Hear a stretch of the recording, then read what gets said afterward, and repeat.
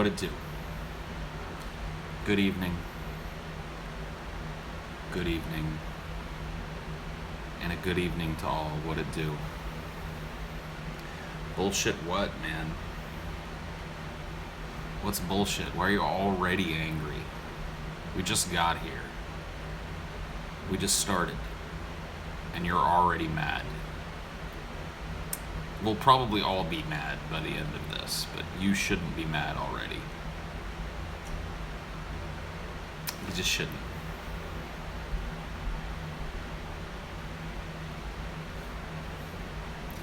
Can you add? You just did. You just asked me a question, dude. And that's the only one you get for tonight. That's it.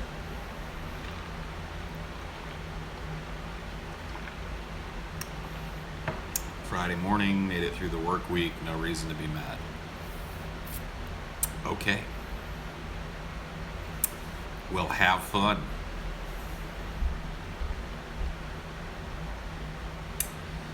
Have fun with that.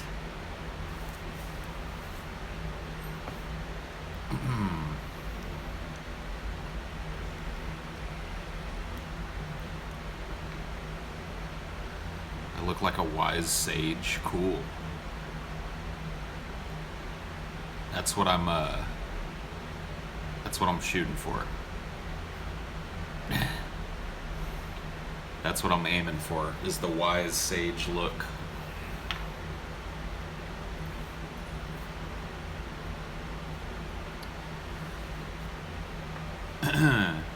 Yeah, Ben's on, man.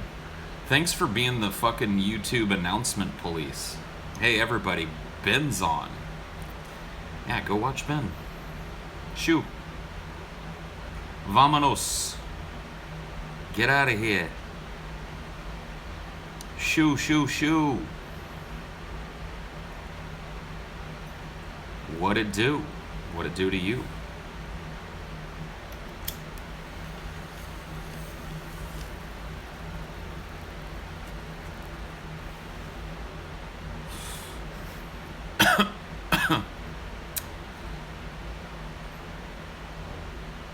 Yeah, I don't watch videos here, man.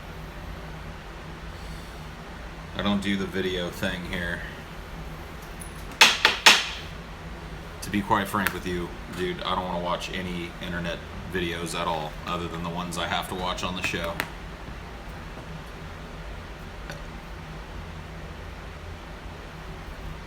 This stream is already one long cringe video.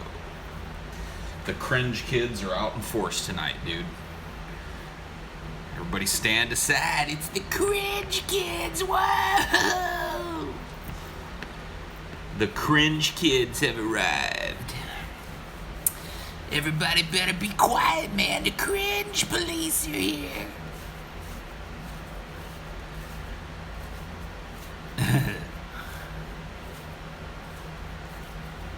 And a policy of truth.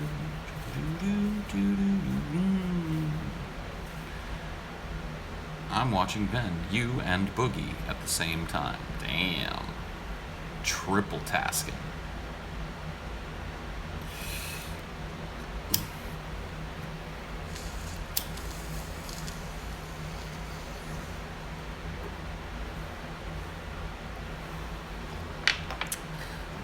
Yep. Gotta love the cringe kids, man. Oh, this guy's got two fucking eyes, man. Oh, Jesus Christ, man. Yeah, dude, I actually do like looking like a hobo. Do you like looking like a hair-lipped faggot? Just curious.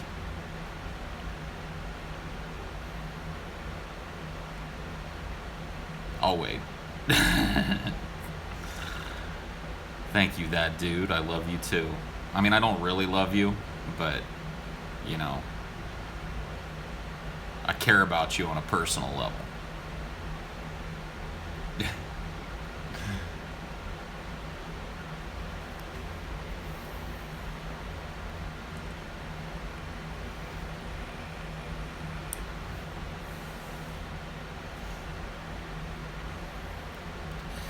You're bored? Thanks for announcing it to everybody. Here, let me make sure that you keep your word. See ya. Any more reviews coming out this week? Yes, there are 2 reviews that'll drop this week. Friday, I should have one up tomorrow, and probably one up Saturday. If not Saturday, then Sunday. But yes, 2 more reviews.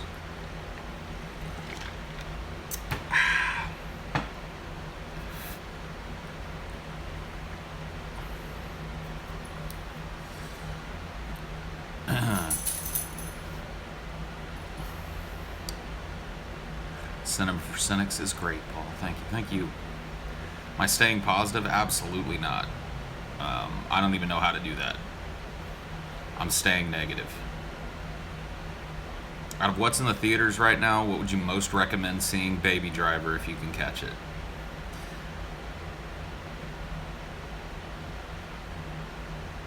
Have you heard of the halting problem? It states that computers cannot simulate themselves without going into an infinite logic loop. I have not heard of the halting problem. Cinema for Cynics is for neckbeards with no lives. It's boring, and you put on this tough guy act that is fucking stupid.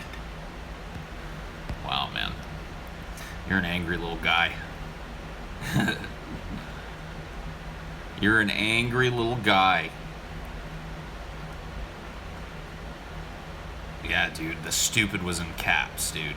Oh yeah, dude, he's got my number, dude. He pulled my number right out of the hat immediately. There it is. Nailed me, dude. Nailed me straight to the cross. Our only weed vape just broke. Oh, man. That's a shame. That's a real shame. Call Billy. He'll get me positive again. Go.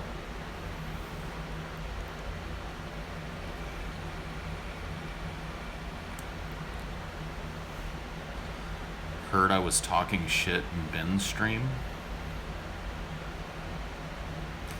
I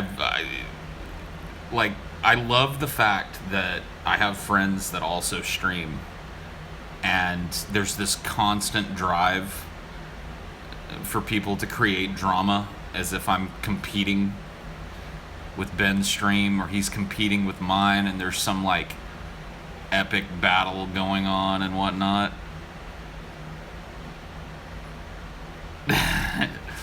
you talking shit. No, I actually said for people to go check it out. Dumb motherfuckers, dude. No, DP is actually pretty stable. The fan base is the soap opera. I'm sorry to fucking fill you in on that, but the DP fan base is where the soap opera happens. I've never seen so many people so fucking butthurt about every fucking syllable that comes out of a person's mouth in my life, dude. There are just fucking endless troughs of people waiting in line to be offended. You obviously hate Ben. It's obvious. Man, you really need to take a look at the structure of that sentence and find a way to trim it down.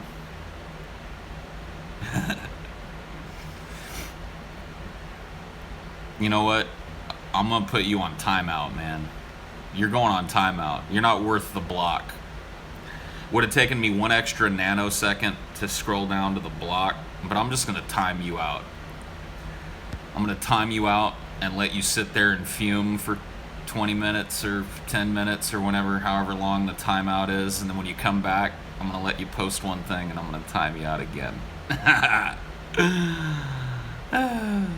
Timeouts. It's more because you talk with arrogance about subjects you don't know anything about. I talk with arrogance about subjects that I don't know anything about. I called Antifa anarchists. Well, whatever. One of them had a fucking little anarchy shirt on.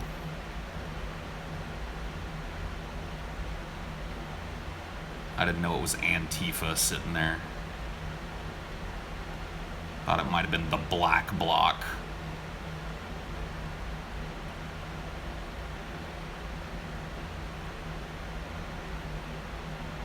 Yeah, well, whatever. The dude that posted the comment that I responded to is probably retarded. So.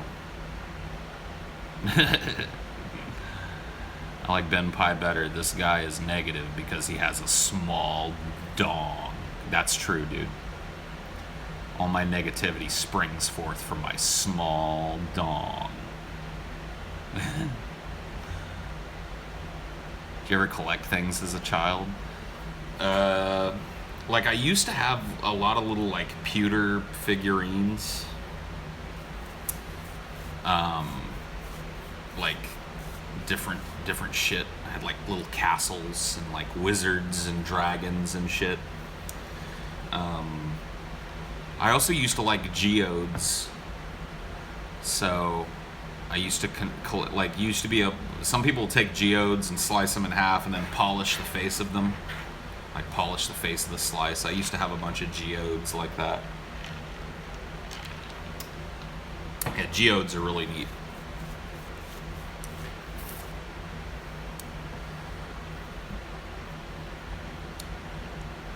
I'm smoking on the roof of my house right now. Cool. Enjoy the smoke.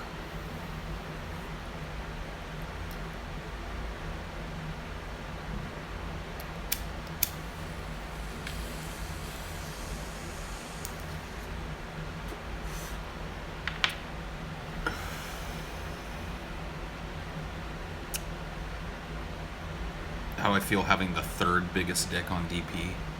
I'm fine with that. I'm cool with third biggest. I'll hang with that. That's like the bronze medal. I've got a bronze medal dick. Cool.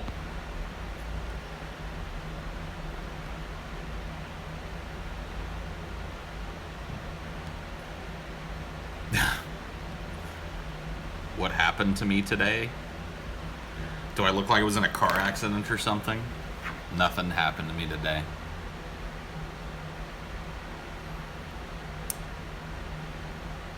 What's your favorite edible? And I don't like edibles here. The best edibles that I've had in Washington State were made by Ben. Ben makes this like oil, like, you know, cooking oil that has weed infused in it, and he makes these fucking brownies that are retarded. Yeah, the like over-the-counter edibles in Washington are not even worth your money. Don't even buy them.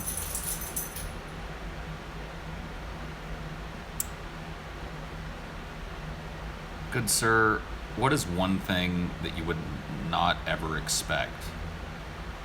I don't even know how to answer that.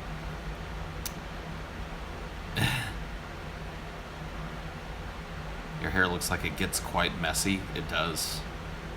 You should see me when I wake up, man. It's a fucking nightmare. It's a goddamned fucking nightmare.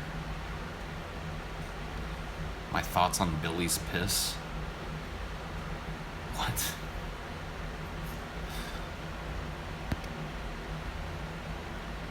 Somehow managed to sprain one of your ankles. Yeah, dude. Medical advice with Paul's ego.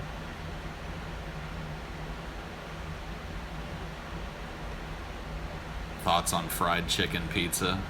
I don't like chicken on pizza. Chicken and pizza don't go together in my world. I will never, ever, ever order a pizza with chicken on it. There's just no fucking point. Boneless.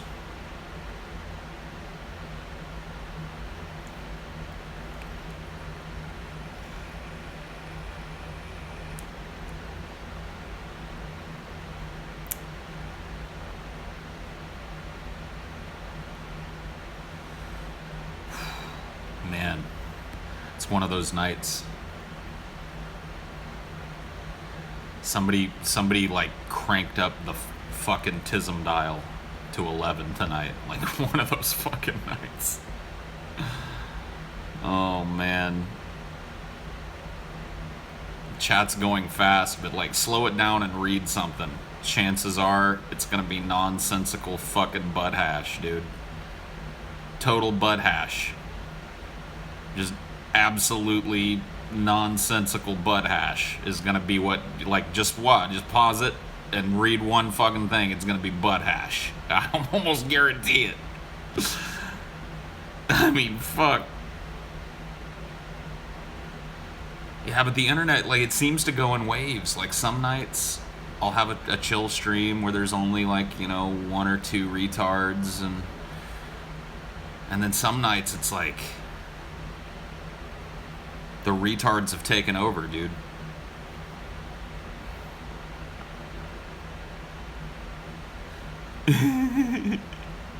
I'm gonna ban you for fat cuck just because that is the weakest fucking bait ever, dude. That, like, the fact that you actually typed it gives me, like, the last little shred of hope that I had for humanity is fucking gone. Like, if you're gonna troll, at least put in more effort than fat cuck. I mean, at least try. Please.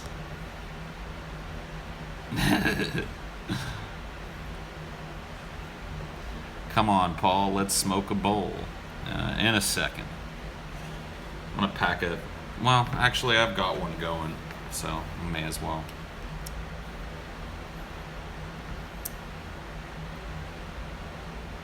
I mean, good trolls are funny. Shitty trolls are just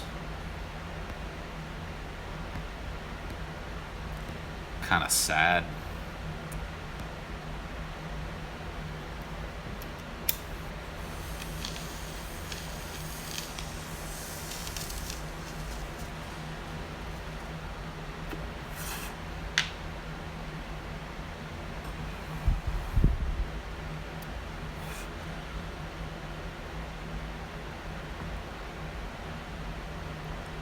Social evolution will not improve our flaws.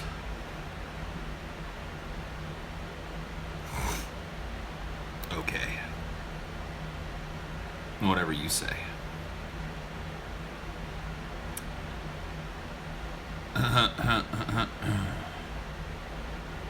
Finally catched you live again. Beavers. It's Beavers, dude.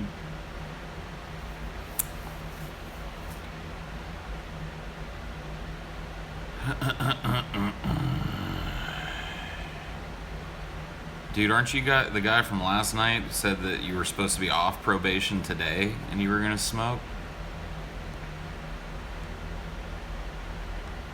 I seem to remember something like that from last night.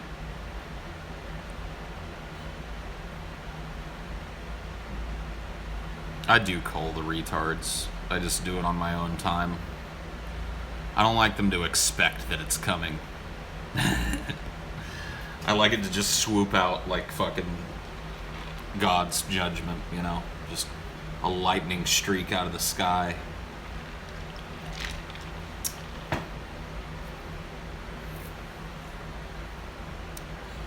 Ugh. It's the fourth time I've seen Justin Riley say that I'm salty. So he's gone.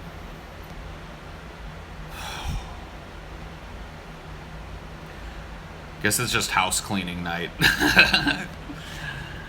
I didn't set out for this stream to be house cleaning night, but I guess that's what it's gonna be.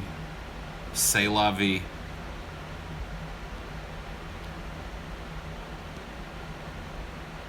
What should you eat? A big fat dick, Trevor. Have I ever heard your Space Race song? I don't think I have, no.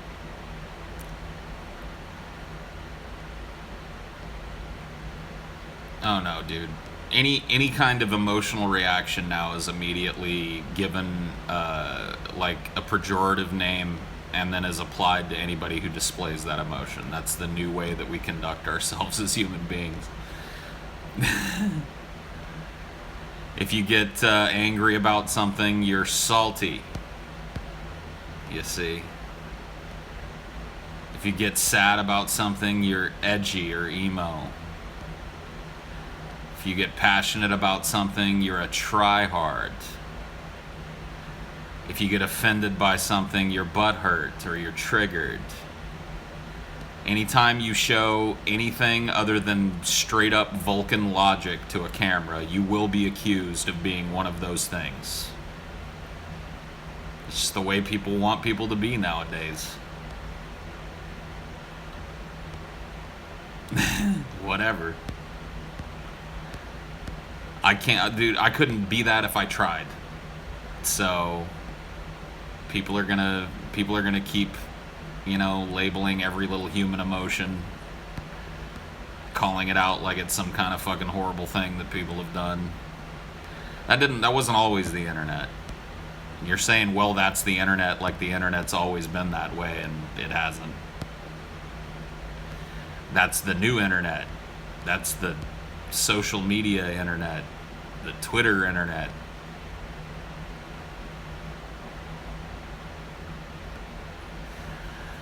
Oh, boy.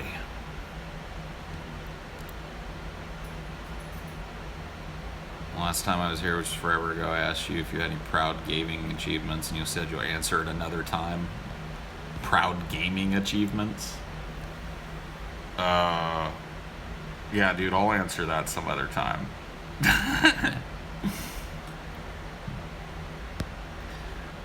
The change occurred around 2012. I don't know when it occurred, but it definitely did occur.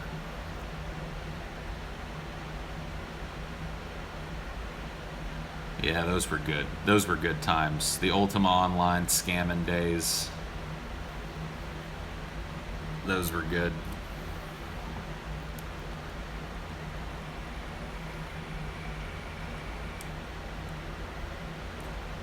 Why do you seem down right now? Morons have always been... trust me, it's not the morons on the internet that have me down. Trust me on that. I've just been pretty depressed lately.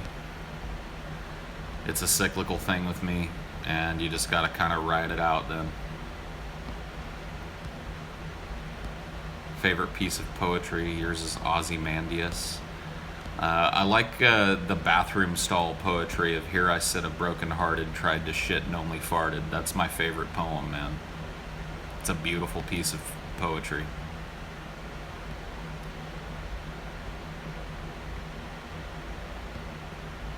Ashley's asleep. She works early tomorrow morning, so she's in bed, getting a snooze.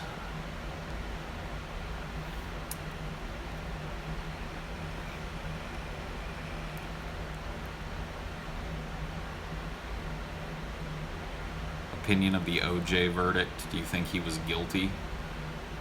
Yes. Yes, I think OJ was guilty. Is guilty. And he was found guilty in a civil trial in the wrongful deaths of Ron Goldman and Nicole Brown Simpson. So if I had to bet my entire life and every dollar that's ever existed on whether OJ was guilty or innocent, guilty 100%.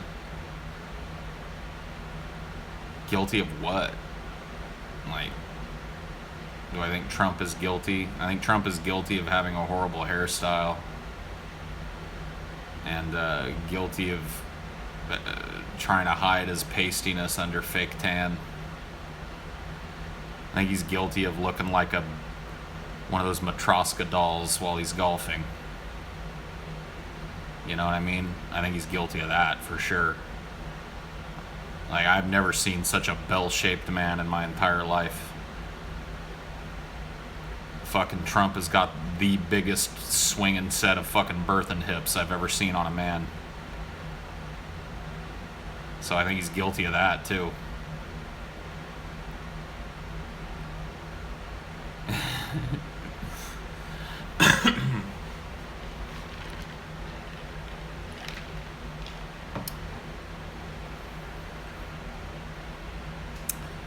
The thing that helped your depression the most was just accepting it and doing your best to achieve goals that you set out for yourself.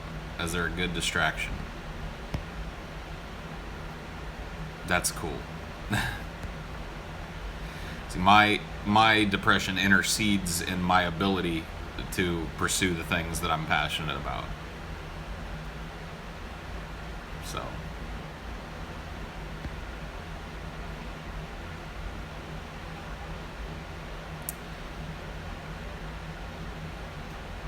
get some kratom, I've heard.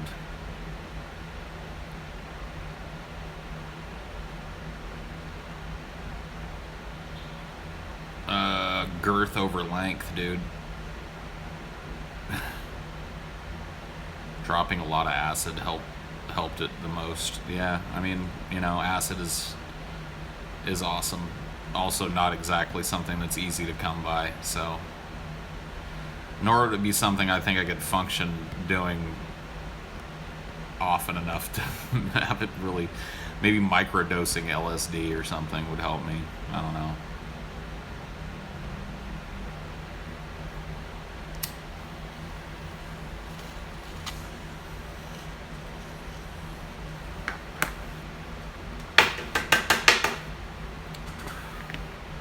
At any rate, somebody asked earlier, why do I stream? Do I find it fun? Sometimes. Most of the time, I have a good time doing this type of stream. But one of the reasons, and I've talked about this before, is that socializing is one of the things that intercedes in my depression, like conversing.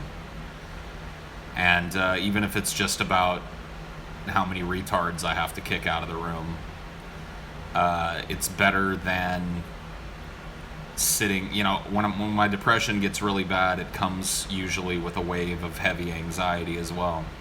So what I'll do is when I have a free few moments to myself, I will sit and think about what I want to do with those moments until those moments are gone. That may not make sense. I'll have, you know, a block of time, like tonight. I've got some time that I can spend watching a movie or playing a video game or, you know, just chilling and surfing the internet or whatever the fuck I want to do. And when my depression is really, really bad, if I have that kind of a block of time, I might sit here for an hour and a half thinking about what I'm going to do with the time. And then by the time that hour and a half is up, it's time for me to go on and do something else. Sleep. Go to work. So, conversation is something that I always kind of ran to as a kid. And it's something that I still run to as an adult. And having the ability to stream and have a bunch of people come in and have a long free-form conversation is a lot of fun for me, and it lifts a lot of the heaviness off of me sometimes. So there's your answer.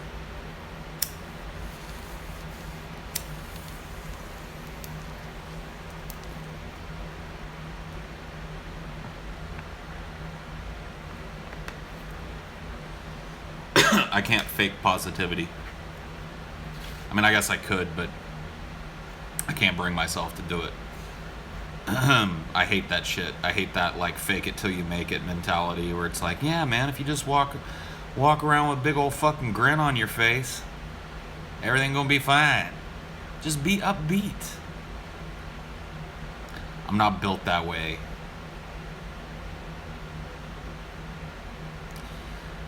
It may work for some people.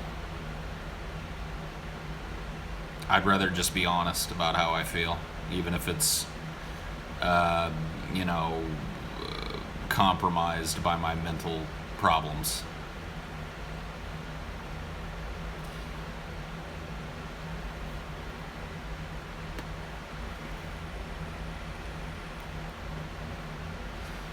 Never really had any fights in high school. I never really had to. There was no need. I guess maybe I came close a few times, but nothing ever jumped off. Nothing ever happened. You're real as fuck. Oh, thank you, Frack Skull. You're real as fuck, Paul. That's what I love about you. Well, I appreciate that, my friend.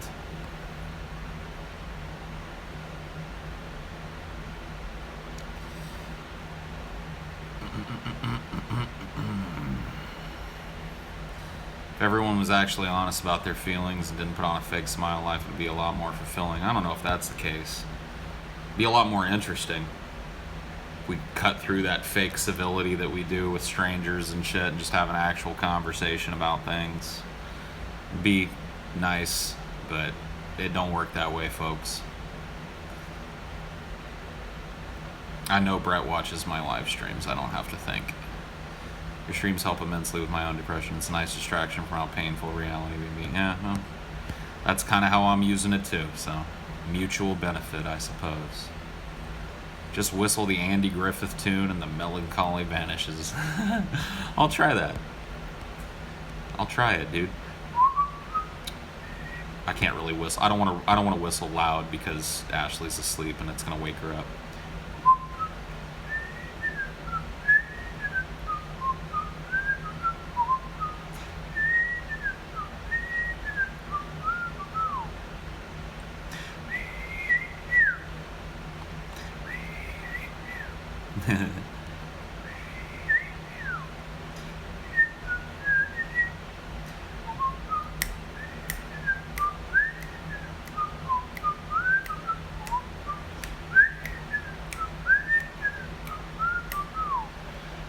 It worked. Fuck. I feel like 5, 6, 7% better.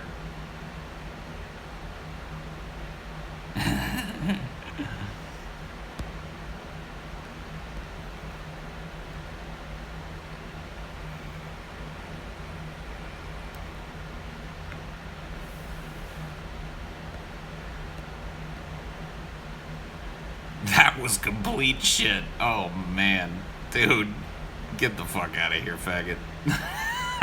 You're punted. Jose Trejo. Oh my god. I wasn't auditioning, you faggot. I was whistling a little tune. Oh, Jesus.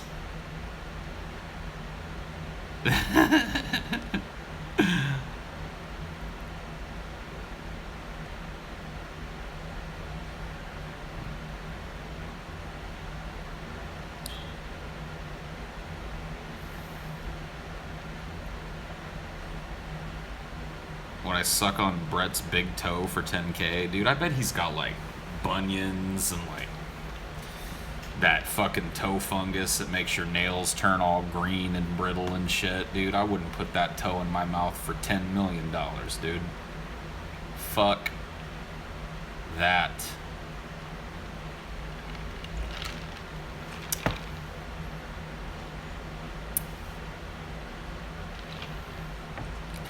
I'm not gonna Skype Ben, and Ben's not gonna Skype me. So, oh man, dude, if you would have just listened before you retardedly fucking hammered out the same thing you've been typing over and over and over again for the last 15 minutes, if you'd have listened for 1 second before you did it one more time, you probably wouldn't be borned. But I can't hang it. I can't hang, dude. Borned.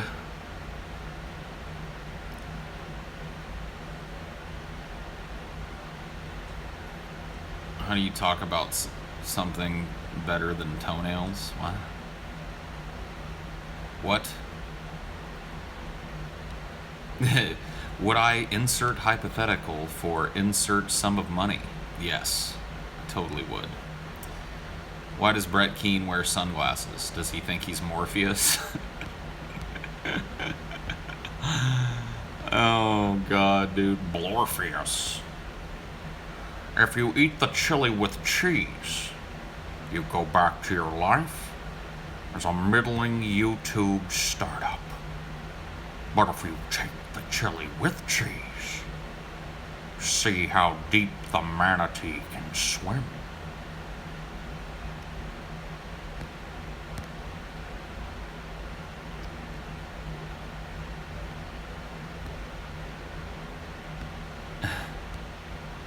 That would be amazing, dude. If we could get Brett to put on his old trench coat and do the Morpheus scene with his shades all close, you know, so we see the chili with no cheese in the reflection of his shades, and the chili with cheese. I would die, dude. See, this is why Brett Keane sucks, because he's not smart enough to know that that would be the most epic thing in the world, and he could just make that, you know, and immediately be forgiven of all his sins, because I would laugh myself half to death. But he's too dumb.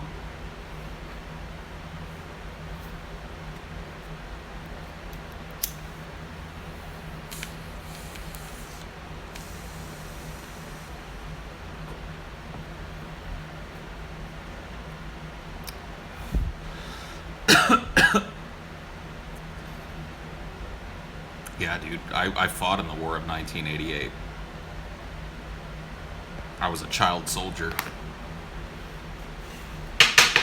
in the War of 1988, and let me tell you, I do not appreciate memes about it, because it was a bloody war. 90% of the population was killed in the War of 1988.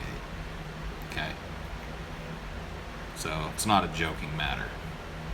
I want to see Brett Keane voice over I Don't Want to Be Me by Typo Negative. Didn't he do like Christian Woman? I think we've watched it on the show by Typo.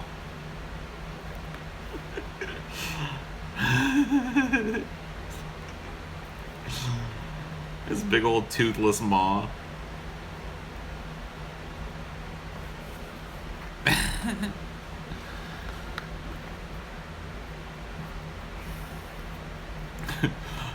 The pain of life is in her eyes and between her thighs.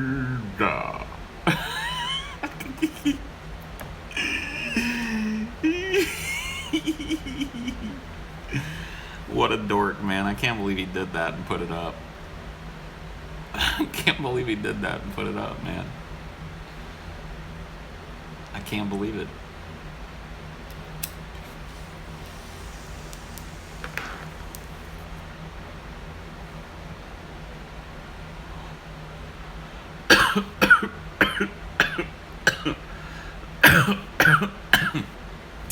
I seem happier now.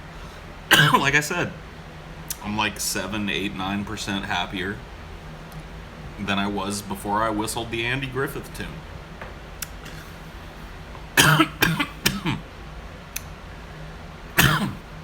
That just like was an immediate bump, you know.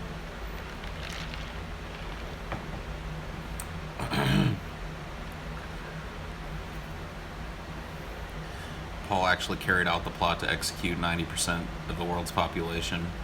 It was an inside job. Tell the truth, nigga. What? No. I wanted to see the Jesus Christ looks like me part. I think it's on Keenology, if I'm not mistaken. Let's see. Brett Keane type O. Yeah, it's on Keenology. Just search for Brett Keane type O, and the whole fucking 10-minute debacle is there, dude.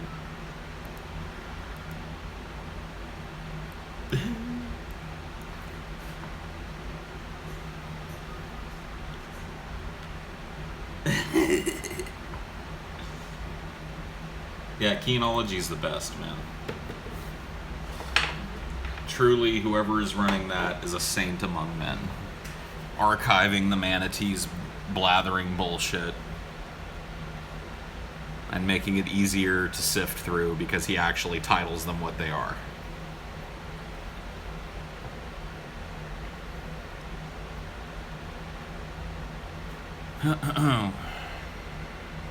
What do you say to someone who doesn't believe a single-payer healthcare system is ideal?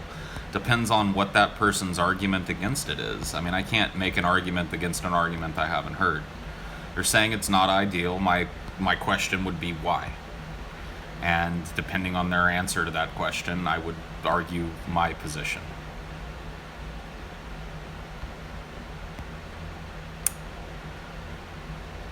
I'm switching between this and a demon summoning ritual. Cool. I ate some mac and I liked it.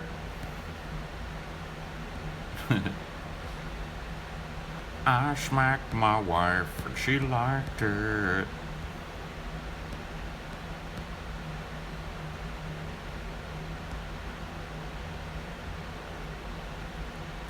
I like Jill Sobule's I Kissed a Girl better than fucking Katy Perry's Kissed a Girl song. Morning, Paul. Give me a few words of wisdom to make it through work today. Wherever you go, there you are. I don't know. I think that got written by a teacher in every one of my yearbooks in high school. At least one teacher wrote, wherever you go, there you are. There you go, man.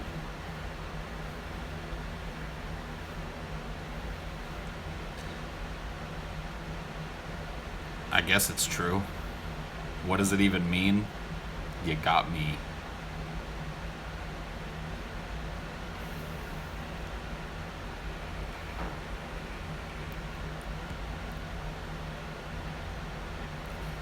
Led Zeppelin had a plane with a fireplace. That seems dangerous. That seems like something that you wouldn't want on a plane, is a fireplace. But I guess if you're Led Zeppelin, you can have whatever the fuck you want. How do they do that? They just got a chimney on top, like a specially made vent on top for the smoke to go flying out into the... I don't know how that works. Isn't it pressurized? So how would the smoke escape the pressurized cabin? I guess maybe the fireplace itself could be... I don't fucking know. Whatever. I'm not gonna try and puzzle out how Led Zeppelin had a fucking fireplace on their jet. Yeah, but even a propane fireplace has to vent heat, right? It's gotta have access to air. That heat all has to go somewhere. It has to vent the heat somewhere. There's got to be some way for that heat to escape the plane as it's flying. You can't just have a fucking open propane flame with nowhere for the fucking heat to go.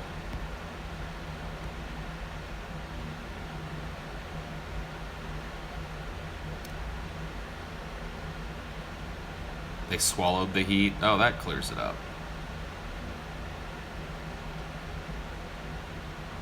Why do you hate the sun, man? What's wrong with the sun?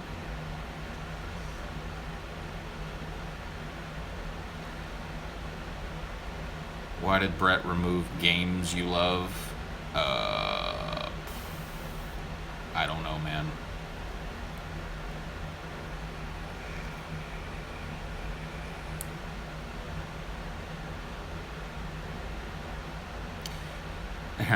I cry and I plead.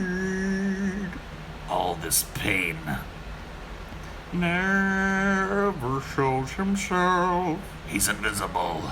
But the preacher says, keep the faith. It's all about the money. It's all about the money.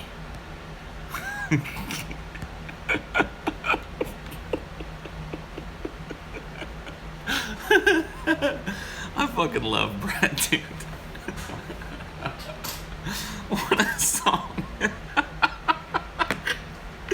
What a fucking song, man. What a song.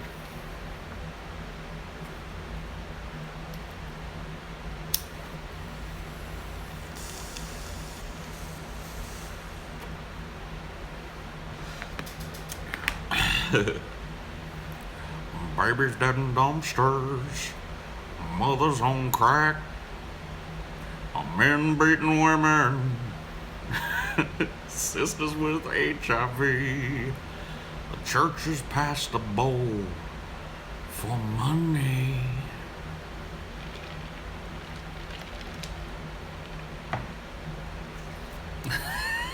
The bowl. They passed the bowl, dude. Even then, he was thinking of chili. It's the collection plate, man. It's not a bowl. What is that thing they pass around? Steaming bowl of chili. Bowl.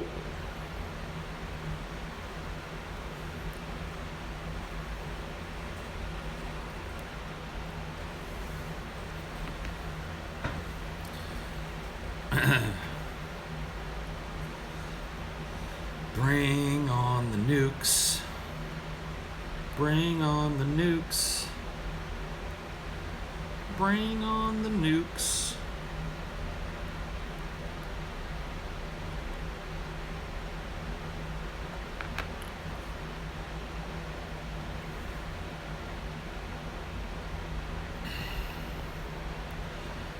When Brett says pass the bowl, he's surprised when he gets a pipe.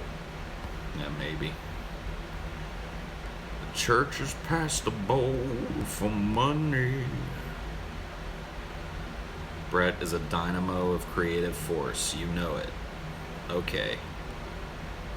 He just can't be stopped, man. He's a whirlwind of art. You know?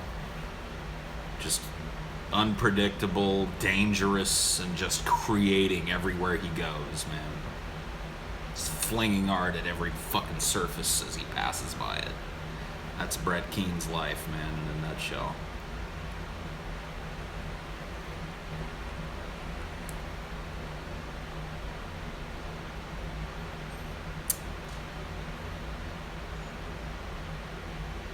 I don't really like Megadeth, so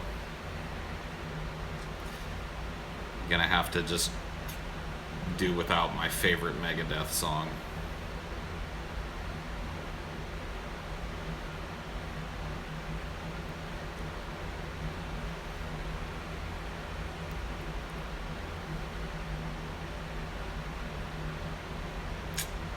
Pink Season, the Prophecy video at 4:30 sounds just like Keane. Enjoy. Cool. Maybe Filthy Frank watches the show, man. Maybe he's aware of the meme that is Brett Keane. Probably not, but maybe.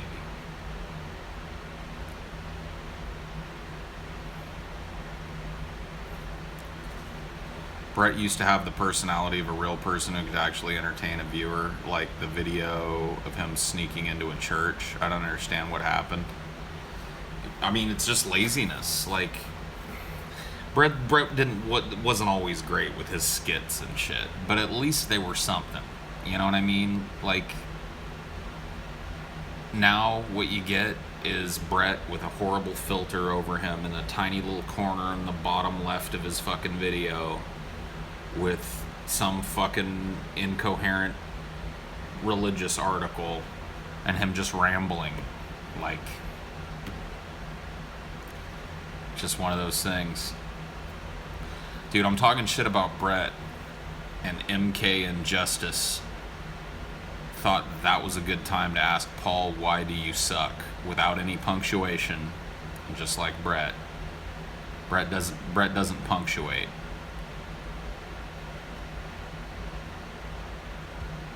Little sus. I don't know. I'd have to see another couple of posts to actually call it, but he swims these sewers, dude. He swims in the sewers here. I want to review Neon Demon eventually. I probably will. I want to kind of save it up. I'm planning on doing like something special for October. I know that's a way out, but I want to do some like just horror movie reviews and tie them all together for kind of a special thing in October. So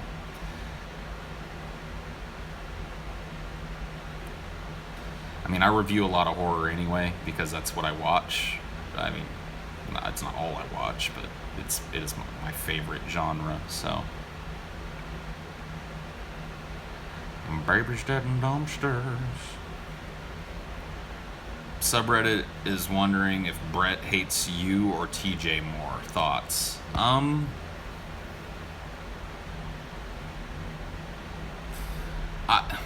don't know. He's doxed both me and TJ's home addresses to Joseph Martelli. I would say he probably hates TJ more because TJ is everything on YouTube that Brett will never ever be. Like, TJ's a successful dude with a big following, and he makes his living doing it, and he makes a decent living doing it, and I think that TJ is just the manifestation of that in Brett's mind. So, I think that he probably hates TJ at the core way more than he hates me.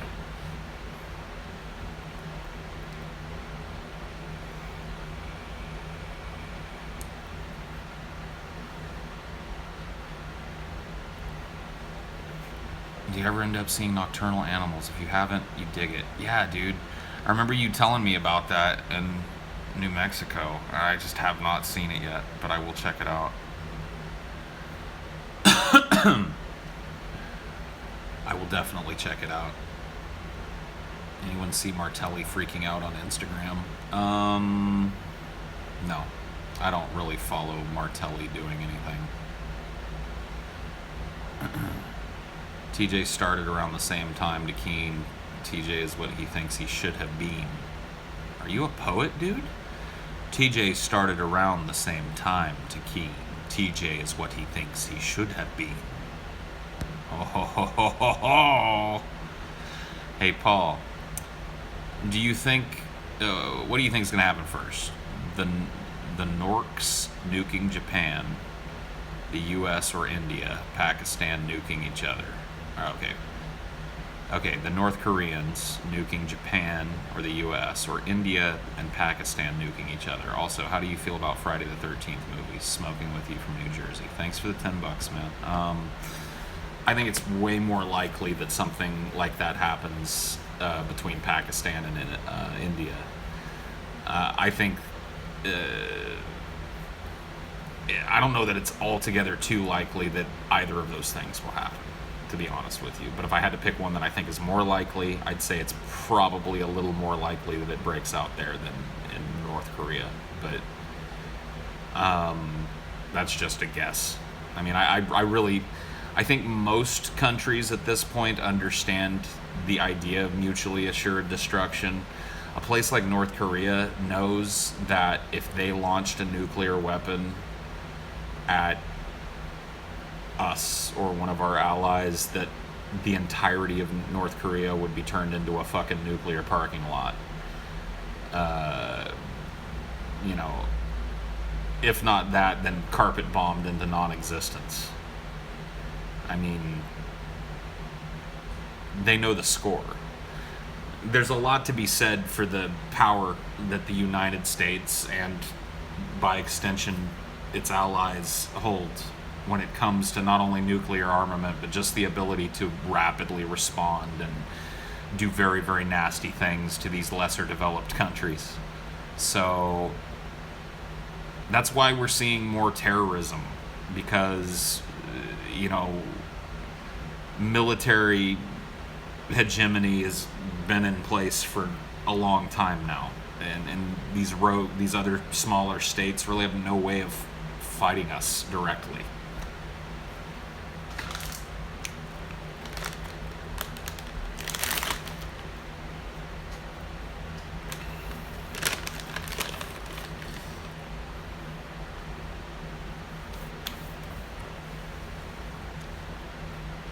Man, that's some good shit. You're gonna bring Brett to me? Why? Please don't.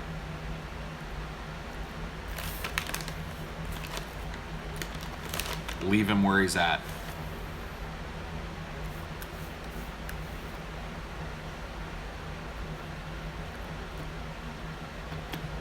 A bunch of people have tried to turn me on to American Gods.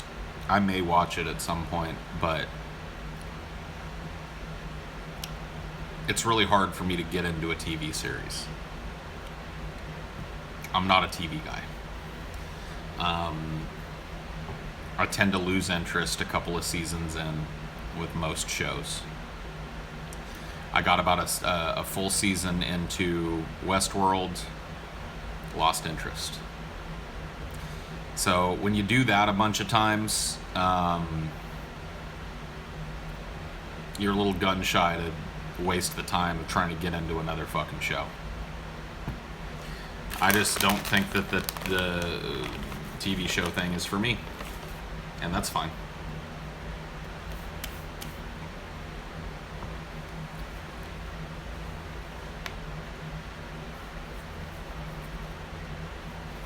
See, House of Cards is another example of one that I started watching, really liked, and then lost interest in. House of Cards, though, the reason was pretty blatant. It just went in a fucking direction that I couldn't hang with. I'm eating red, white, and blueberries. It's raisins, cranberries, cherries, and blueberries. And the raisins are coated in yogurt.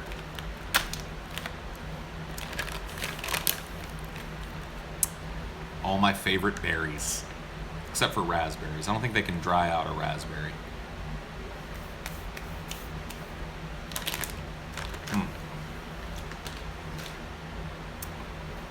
I like trail mix and mixed like dried fruits and stuff for like snacking.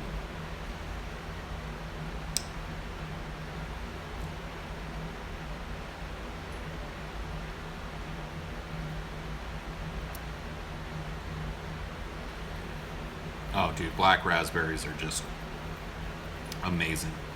I had an aunt when I was little, had a house that had a black raspberry bush right out in front, and we would just, yeah, that's what we called them. We called them blackberries, and I've heard them called black raspberries too.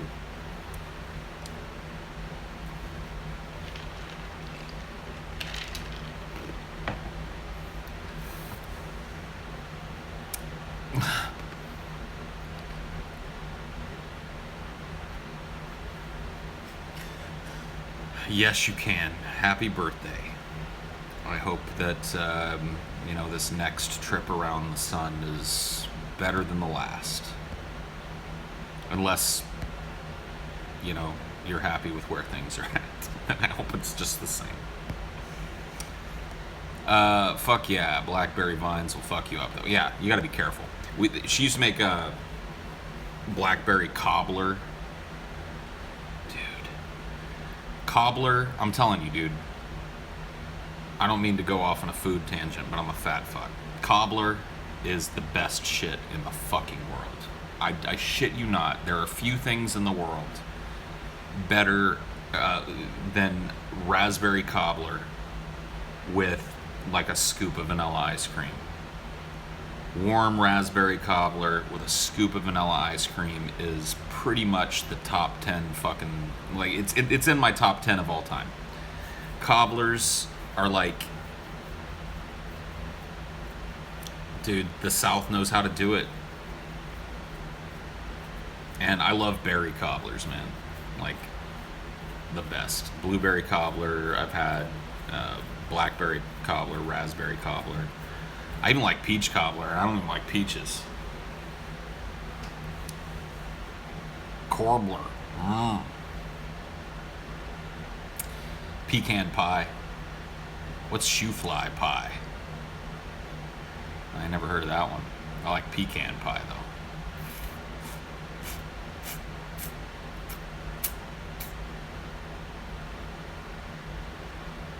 Dude, pumpkin pie is good. I like pumpkin pie, but like on Thanksgiving. And I'll have a slice of it with some whipped cream or whatever. It's a good little topper to a Thanksgiving thing, but it ain't my favorite kind of pie, man. I like key lime pie. That's god tier shit. A good cherry pie is really good. Oh, dude, banana cream over pumpkin. Easy. A banana cream pie with some good toasted coconut kind of shaved over the top of it, man, that's it don't get much better than that. Coconut cream is amazing too.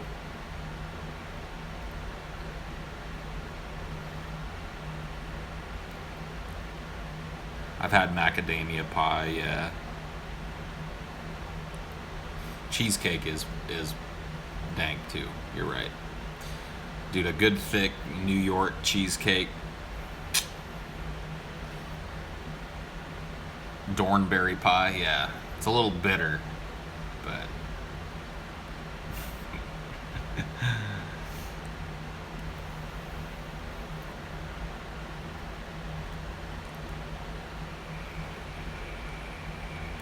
lasagna is pasta pie. Dude, you're kind of right. I never really thought of it that way, but you're kind of right. Lasagna is pasta pie.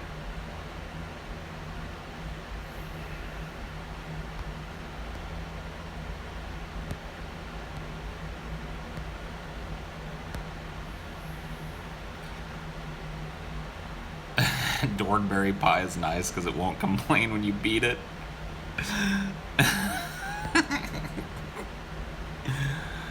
Oh, man. I don't even know why you'd beat a pie. Lasagna is pizza cake. Nah, man. Nah. It's more like pasta pie, dude.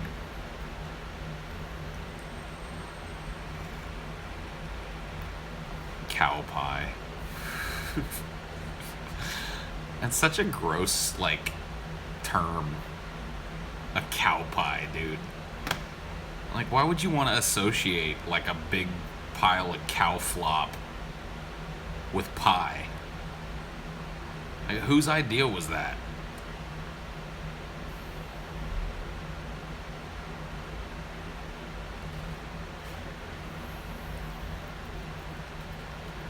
Lobsters are like the mermaids of the scorpion world.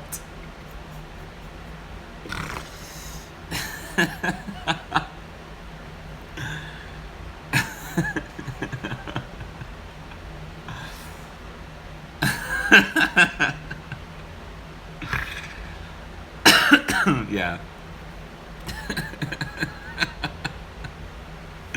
Yeah, you got a point. I'll give you that one.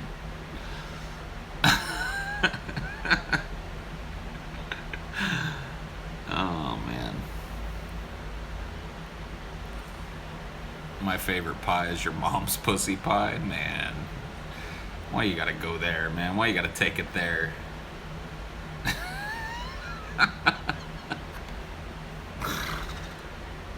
Oh, man. I just had like a whole little play happen in my head where like a bunch of scorpions are walking along the beach and they see like a lobster up on a rock out of Oh, man, the whole thing. Just the whole thing.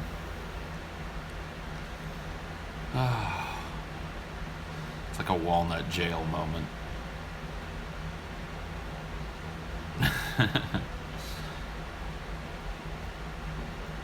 Yeah, dude, a little wig on it.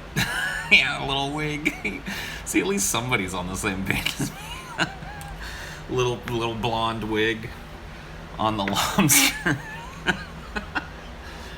And all the fucking scorpions, like, are so entranced by her beauty that they wade out into the ocean and drown. I guess that's sirens, but it's the same thing.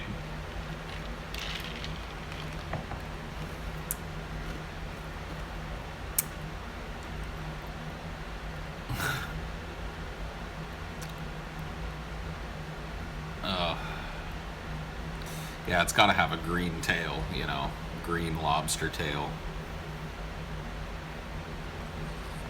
Lobster mermaid. Yeah, man. Get on that, Pixar. In a world where having a stinger is in. Hey, how's it going, Billy? Clack, clack, clack, clack, clack. Three little scorpions are about to learn the meaning of true beauty. Guys, look at that out there on the rock. It's a mer-scorpion. Coming this fall. Oh, God.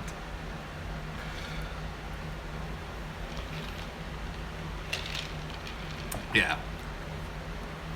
A story of friendship, despite differences. I don't care that you have a tail. I don't care that you have a stinger. You're my friend.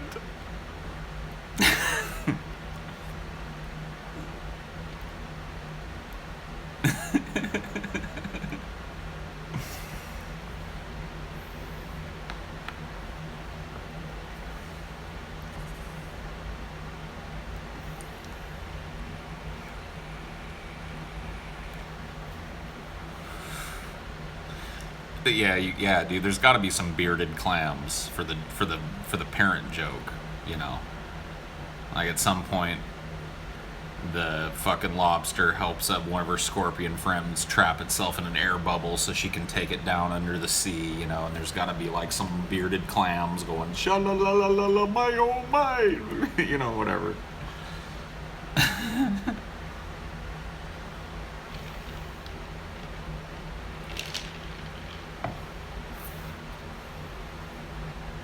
Man. Pixar should just hire me to smoke weed and talk with you guys and come up with this shit. I'll spread the love around, you know? I'll just be the idea factory for Pixar. The littlest lobster.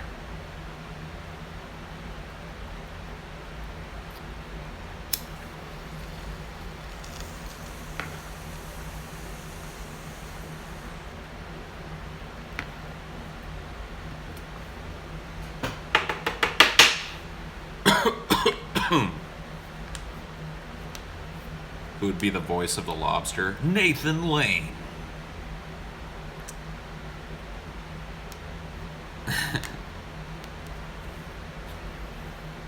And Gilbert Gottfried as the seagull.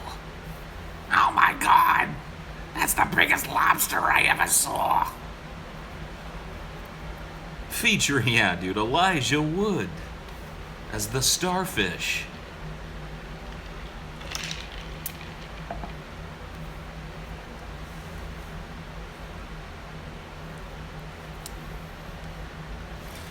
Dude, the Emoji Movie, I can't even. I watched the fucking trailer for that the other day. I've been skipping past it, you know, when I'm looking for new trailers for movies coming out and shit. I'm always like, the Emoji Movie, I'm not watching that. Finally, I just gave in and clicked on it, and it looks awful. I don't even...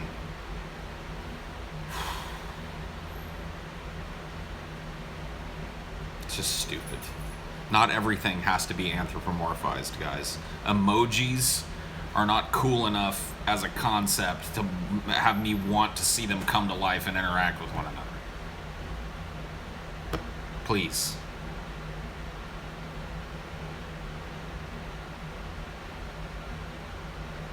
I don't know, man.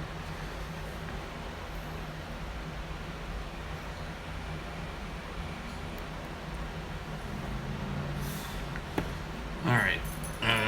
You guys are going to have to hang with Chair. I know some of you leave when I do this, so if you do, good night. I'll be back in a couple of minutes.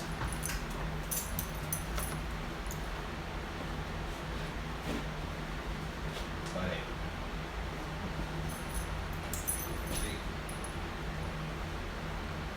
It's time to go potty, my friend. It's that time again. Let me get your bowl with some fish. Plus some fish. Plus some fish.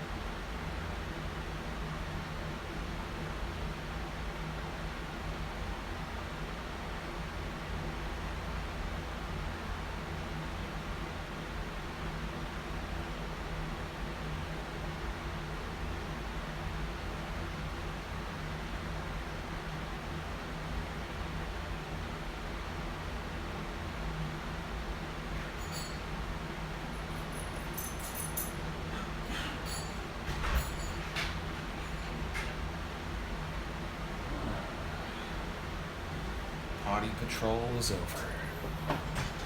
The potty patrol is over. Chair was talking some shit.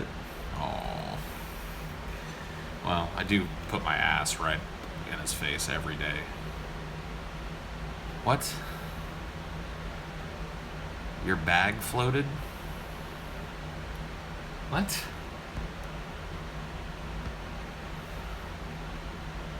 You guys are full of shit, dude. I ain't falling for your shenanigans tonight. It started levitating.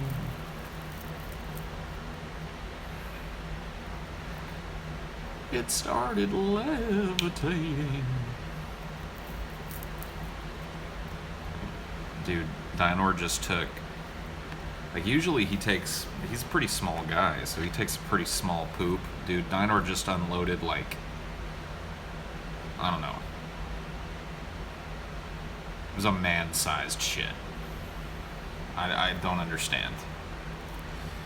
He does that every once in a while. Like, every once in a while, Dinor just unloads a man-sized shit.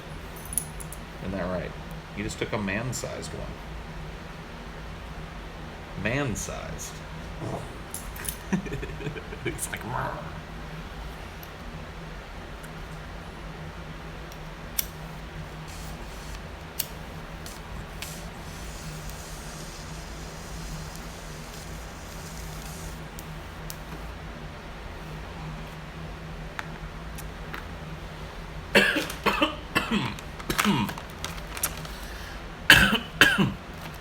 Oh shit, guys.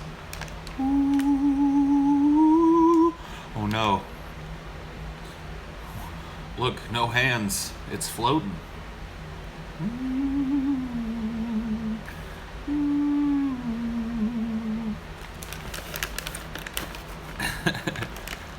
What are white berries? They're raisins with a little yogurt, like yogurt coated raisins.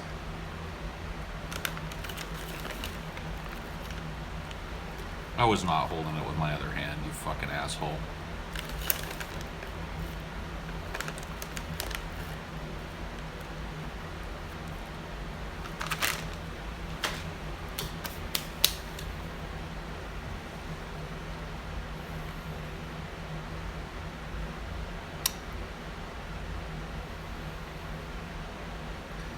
That's my opinion on realism.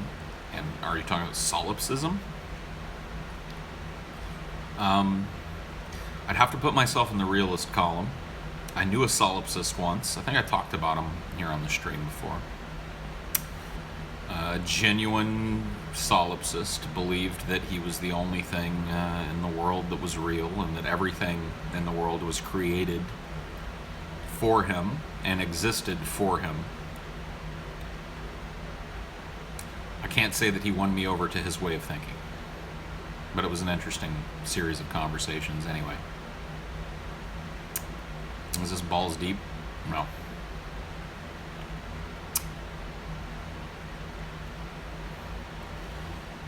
He sent me a gift on Steam. Love the stream.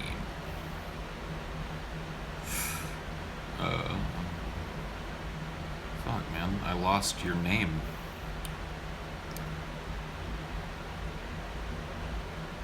Jesus, man. Shit's going so fast. Well, thank you for the gift on Steam. I appreciate it. Damn, future capital, my boyfriend says the opposite. You don't have a boyfriend, Gemma. Be honest. Be honest.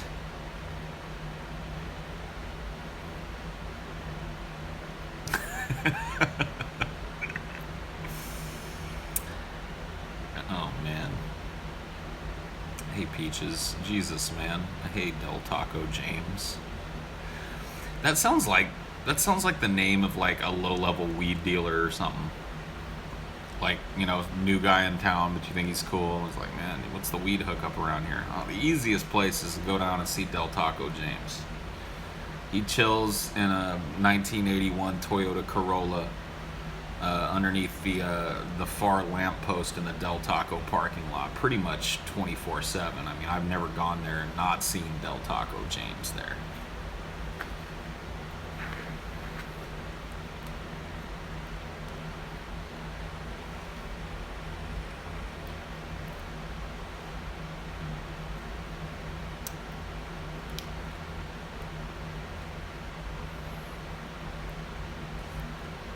Dude sounds like he's got his shit together. Yeah, dude, Del Taco James, man.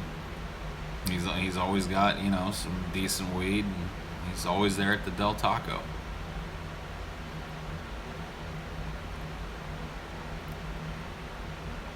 Del Taco blows Taco Bell out of my toilet water. Come on, man. Del Taco's kind of funky. Let's be honest, man.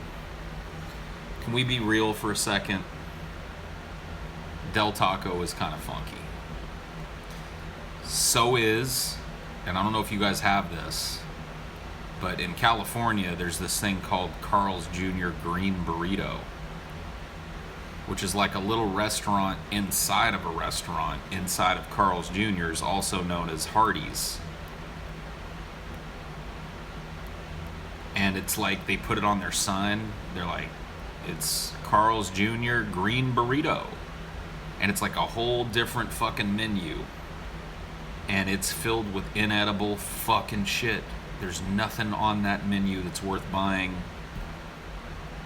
Nobody ever pulls up in there ordering the green burrito shit, dude. Nobody. But it's still there. I don't know why. It's been there for fucking years. You'd think they would have been like, okay, this green burrito thing, not working out. Yeah, Carl's Jr.'s alright, man.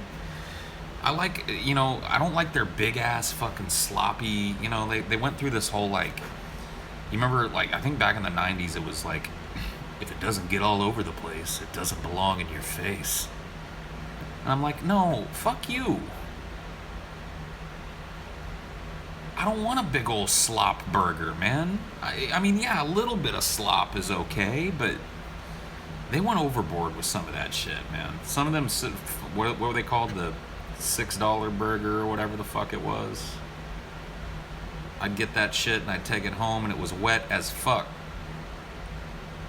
It was like a fucking rainforest in there. Just sloppy. Yeah, dude, just a famous star, dude, or a double famous star. Get a double famous star, some fries, Coke. Man, that's good. They know what they're doing with that famous star.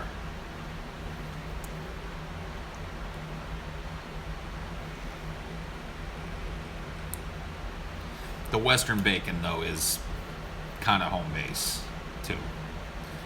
I mean, the Western bacon cheese, I don't know if I go for the $5 or the $6 Western bacon cheeseburger, but their normal, like, double Western bacon cheeseburger, god damn.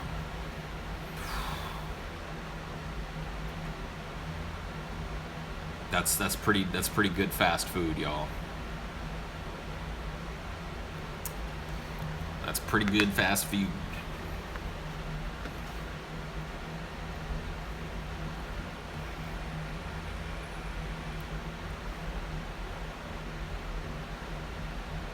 The green chili burger is shit. Yeah, dude, I'm not. Yeah, I don't. Yeah. I don't even really think they have that everywhere.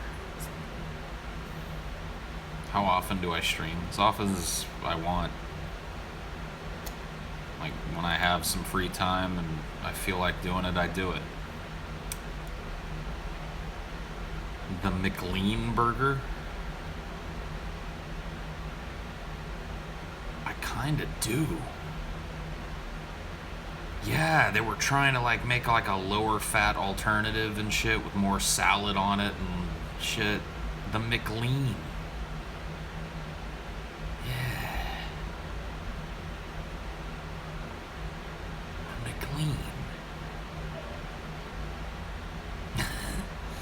Nah, man. I mean, whatever. You get the monster taco at Jack in the Box if you want, but where it's at, dude, some of the best, most disgusting, stoner food on the planet is just the straight up bucket tacos, dude. 2 for, what is it? 2 for $1 or some shit. 2 for 99 cents. I don't know. I can't remember what they charge, but fuck, man. Yeah, 2 for $1.29. That sounds about right now. Yep. Let's go get like 4 of those. Maybe even 6. Take them home and just enjoy your regret the next day. Just greasiness. Just greasy. Greetings from Ben Pie Stream. Well, cool. Hello. Howdy. How are you?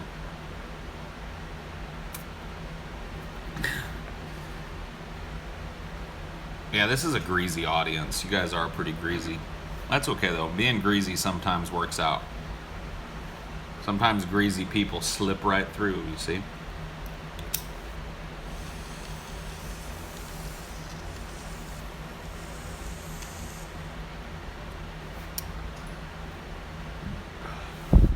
We live in a greasy fucking world, dude.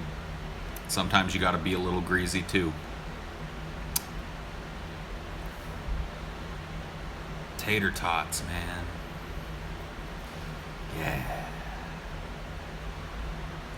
Yeah. Dude, just a big bowl heaped with tater tots. And then a selection of dipping sauces to my left. And I would just do like a factory. I would pass it from this hand to this hand. I would dip. And I would just like, I'd get a fucking assembly line going.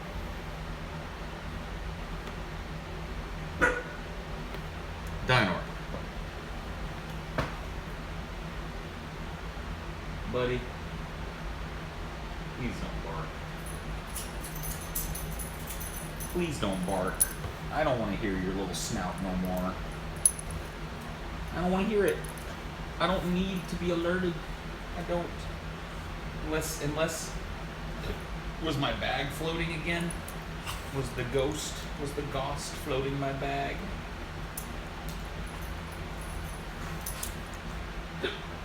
Was the ghost floating my bag?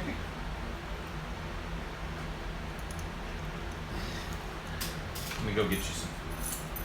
It's dinner time.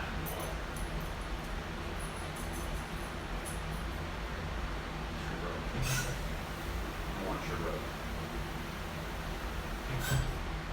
Slaughter.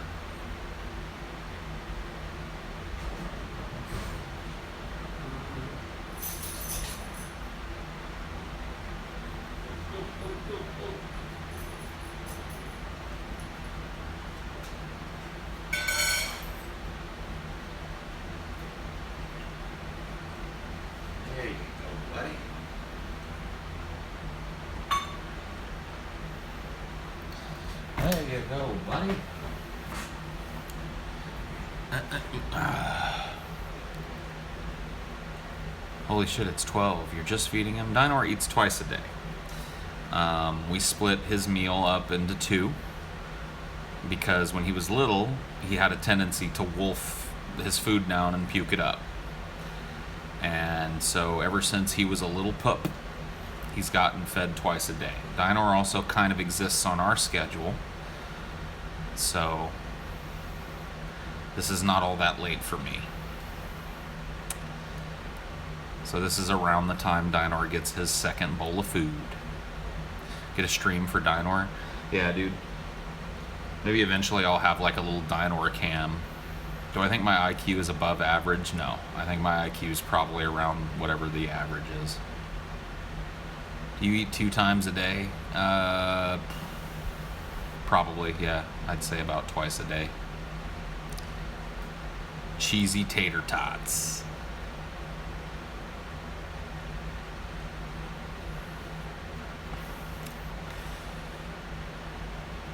Sanger, California knows everyone in Madera has a smelly cooch and has a record. But that may be true. Did you end up liking the Domino's pizza at your mom's? I think their pan pizza is pretty awesome. Dude, Domino's, I'll be honest, it's not the best. Shit.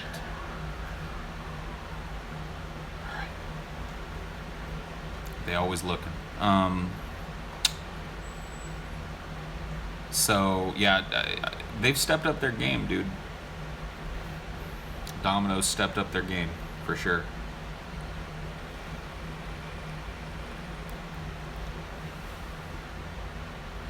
Dude, I've driven through Los Banos or Los Banos. Yeah. Los Banos, dude. Yeah. I used to drive through that little fucking place on my way to Santa Cruz all the time.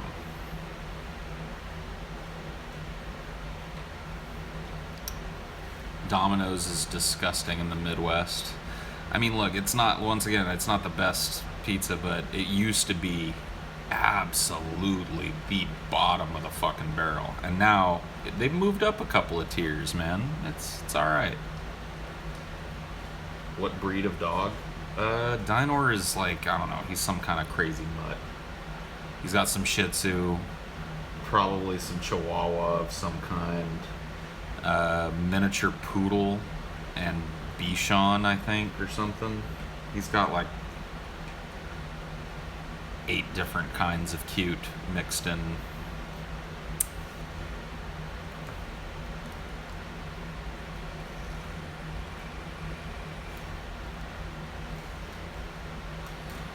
Best pizza I've had. I mean, I hate to be fucking like really cliche about it, but the best pizza I ever had was in New York City. And it was from a little shitty fucking Italian place that me and my dad were renting a room over. We were staying in like a hotel that was above a little pizza shop. It was a tiny little fucking narrow place. And they sold pizza by the slice and pepperoni rolls and just all kinds of different fucking, easy to grab shit. I know it's cliche, but I'm telling you, dude, that fucking pizza was just the perfect bite, man. Pepperoni rolls are just fucking amazing too.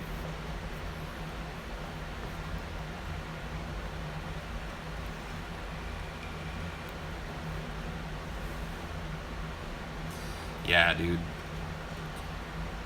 There was a place right next to it that was a bagel joint. And they had just your normal, I went in there and just got their normal, straight up fucking white bagel with lox and schmear or whatever the fuck. And I was just like, Jesus Christ. We ate there a couple of times and I got a pizza bagel there, which, fuck, it was good. A fucking pizza bagel. Jesus. Schmear, dude. Schmear. They give you some schmear.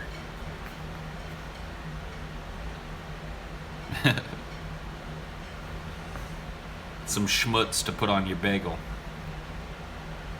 Did you and Ashley get him together, or did one of you own him before? We got him together. We got Dinor just a couple of months after we moved in together.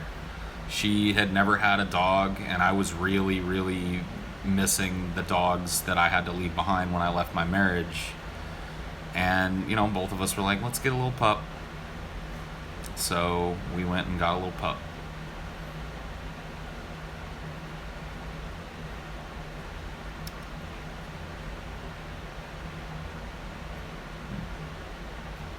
No, you won't, horror punks. I've divorced 2 Paul Dukes. 2 Paul Dukes?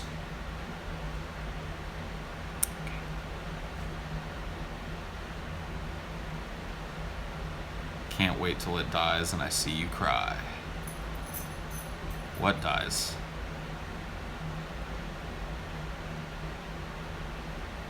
Am I going to be on for much longer? I don't know. Maybe. I see no need to hit the fast forward button on the stream. I'm doing fine.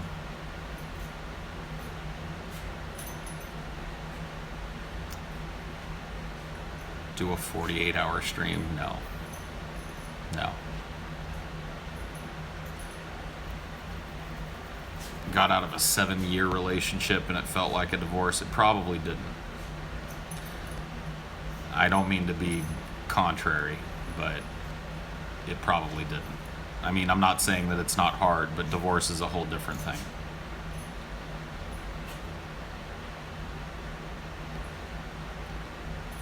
I understand, like, being with somebody for a long time and breaking up is tough. I'm not denigrating that. I'm just saying it ain't.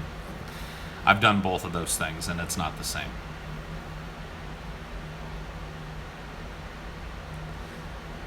Divorce has a social stigma to it. Yes, it does.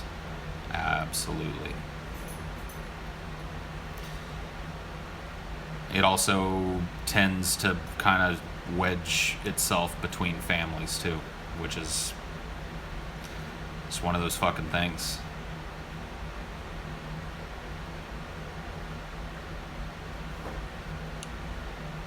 Then just don't fucking get married. Well, that may be a smart piece of advice for some. Dude, I told the guys a long time ago that I'd let, like, somebody come in and wax me for the show. But they don't seem to be interested. Dude, I'd get the whole taint, the butt. Dude, I'd have her give me the full Brazilian. I'd do it. I swear to God, I'd do it.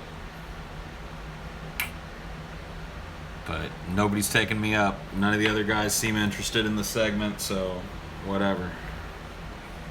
Yeah, dude. All the way back.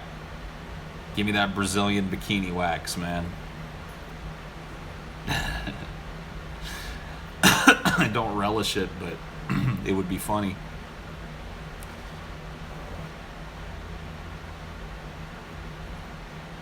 No offense, but thank God no one is interested. Yeah. No offense taken. I'm not exactly, like, you know, broken up about the fact that I don't get to have my pubes ripped out, but I would. I think it would be funny. I mean, we did do the duty stain segment, so... you know... on a show where the duty stain segment happened, I mean... you can't really go much lower than the duty stain segment.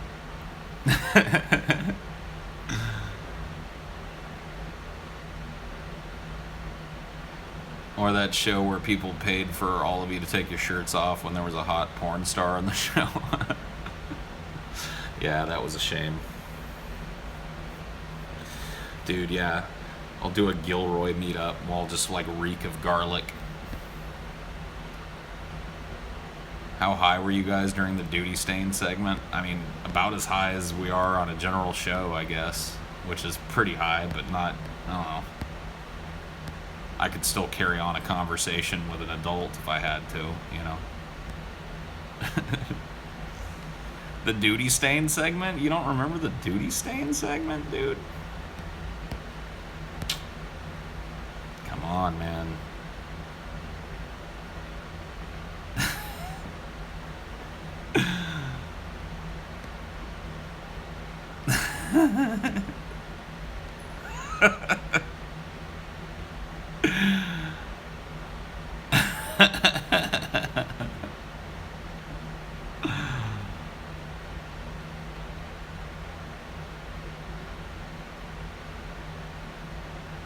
Manolo Tiberius McAchee. Judge Manny T. McAchee on the case.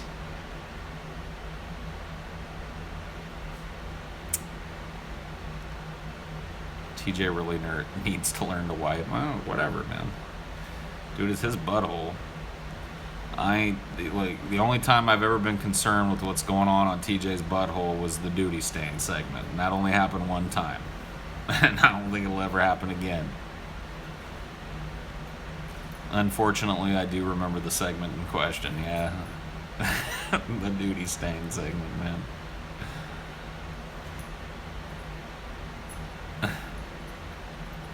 Paul, if I die and stop commenting, call the police. I might actually die. Paul, please help me. Okay.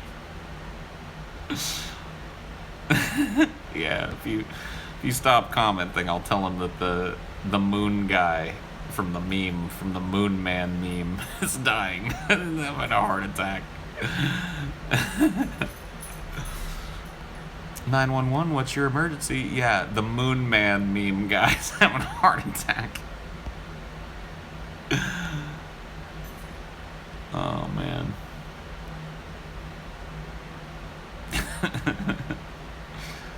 You guys should play Scrabble live because TJ can't spell, probably. Man, I don't think the Scrabble segment really carries itself as a segment. I don't know. The Scrabble segment.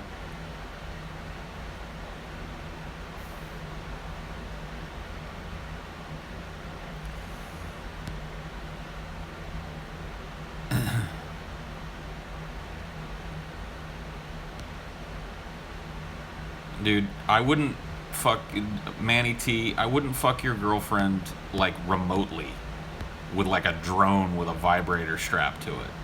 Much less with my dick, dude. I know where that bitch has been. I know she gets around like a record. Who's the smartest peasant? I suspect Scotty. That may be true. I don't know. All three of the dudes I work with are pretty smart guys.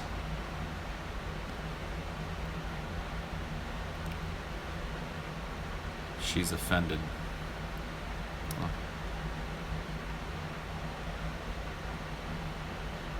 Solitaire with commentary. Oh, TJ's brother, have you heard the news?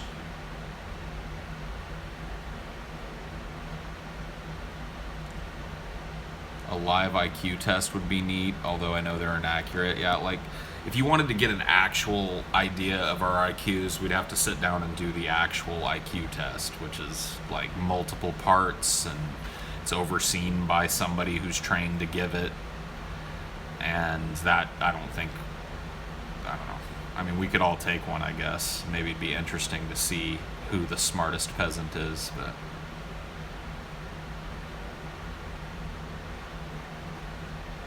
IQ tests are pretty limited, but, I mean, they're a good baseline idea of the capabilities of a brain when it comes to the things that the IQ test tests for.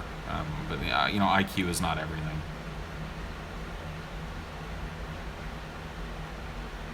I is 109.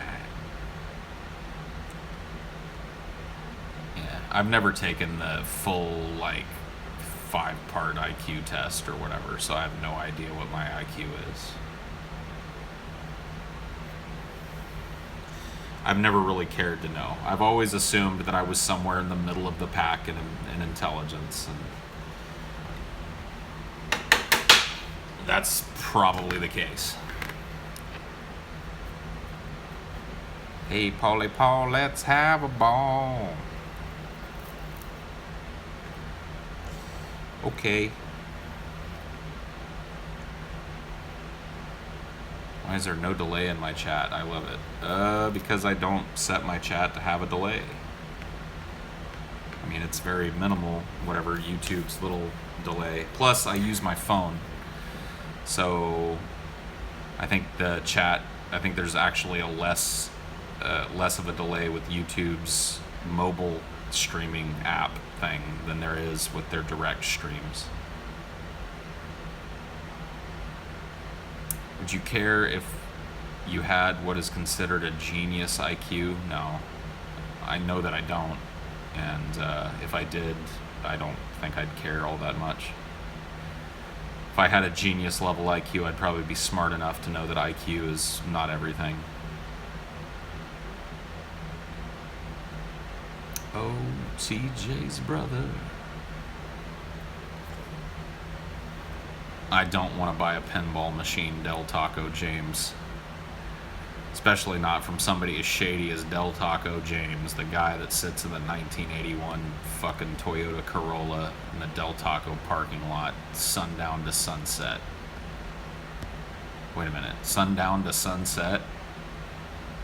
Aren't those the same thing? They are.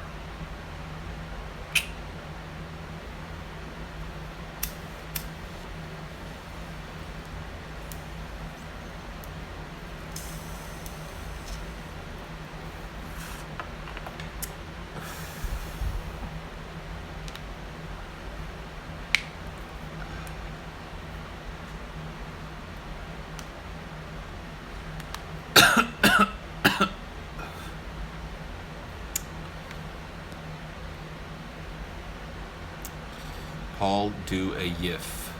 Paul, do a yiff. Paul, do a yiff.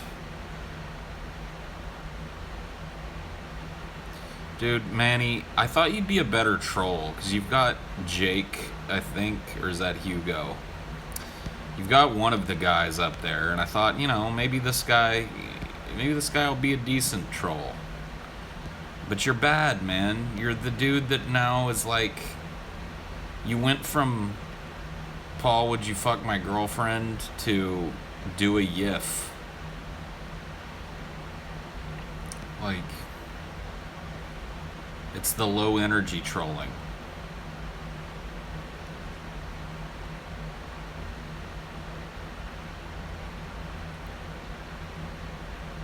I think everybody's a troll, dude. Don't worry about it, Manny. I wasn't threatening you with a ban. I was just critiquing your troll style. Look, he got sad, dude. Now I feel bad for Manny.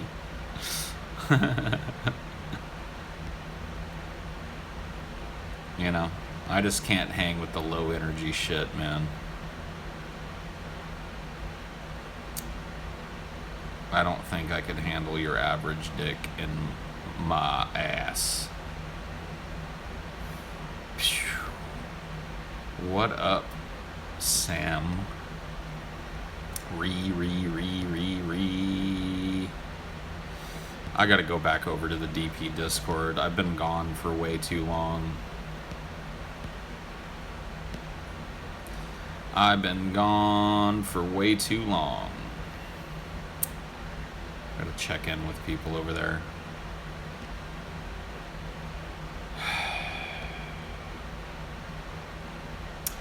Doom doom doom doom. Doom doom doom doom.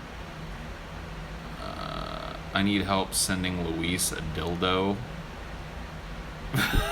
What? Bunyip? You're sending a dildo to Luis? How can I help you with that? Like, how can I facilitate that?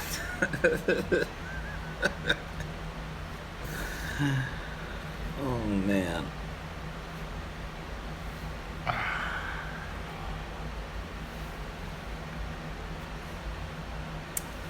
Yeah, dude. Does Ashley have a dildo? She does. She does have a dildo. What's your Disney IQ? I'm not sure what that is.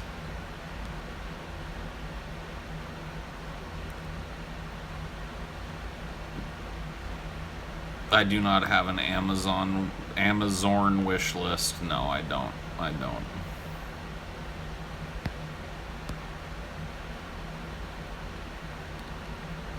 Why does TJ have 200 dildos? I have no idea. You'll have to ask TJ.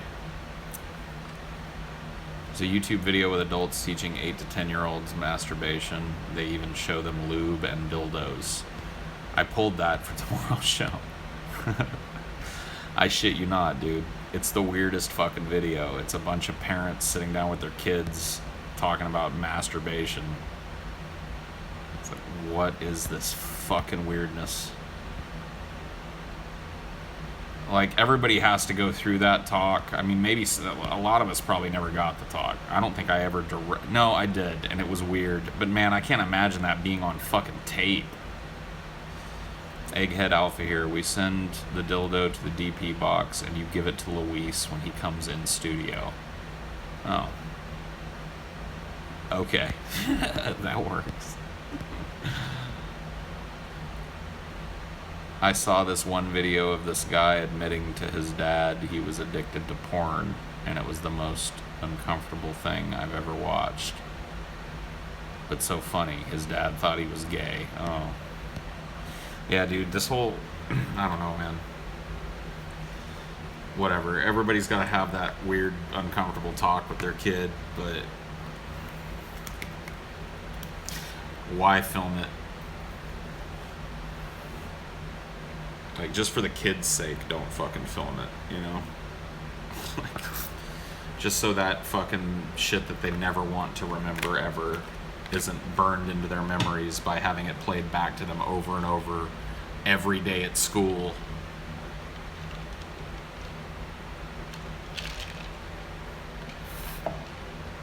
Yeah, I don't know what's going on, Ahov. Like, I just saw it tonight. And I've been away, so I don't know. I'm not privy to all the shit, but I should probably bounce over to the Discord and talk to you guys.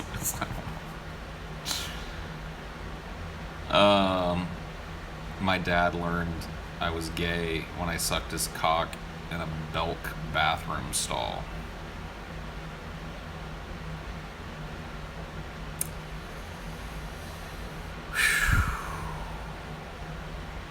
Truly the fucking underbelly, dude.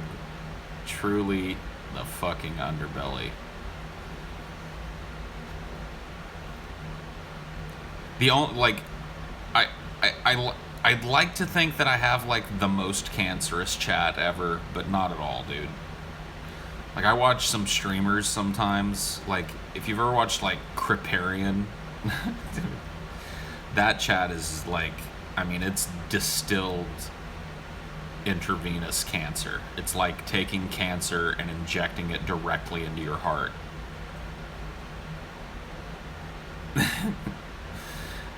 I'm glad that this chat is chill enough for me to, you know, pick a few nuggets out of every once in a while.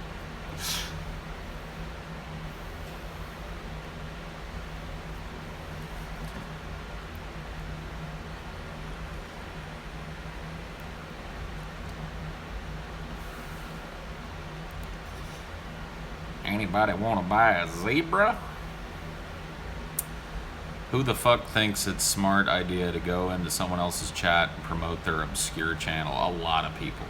A lot of people.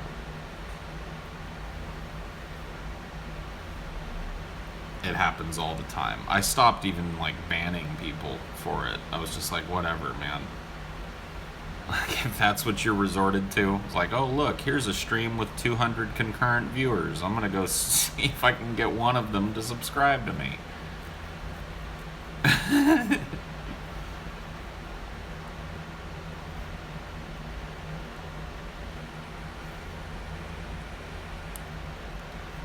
My most pretentious interests? I don't know. I don't know what level of pretentiousness my interests have. I like reading. I like Shakespeare. That's probably my most pretentious interest. I've read everything Shakespeare ever wrote at least twice. I'm a huge Shakespeare guy, so there you go. That's pretty pretentious. Thoughts on The Tempest? I got to play Caliban in The Tempest, and it's one of the coolest roles I ever got to play. I really, really like the show.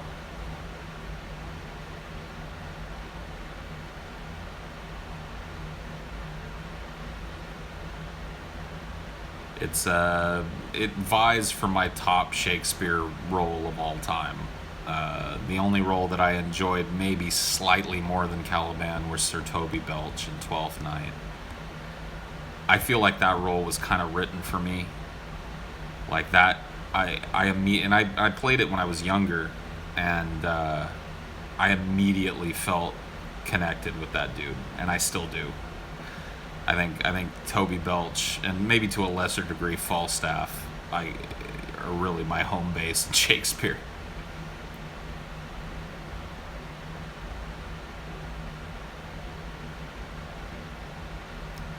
I'd fuck Hugh Grant while Jude Law sits in the cuck tent with Paul. Fine.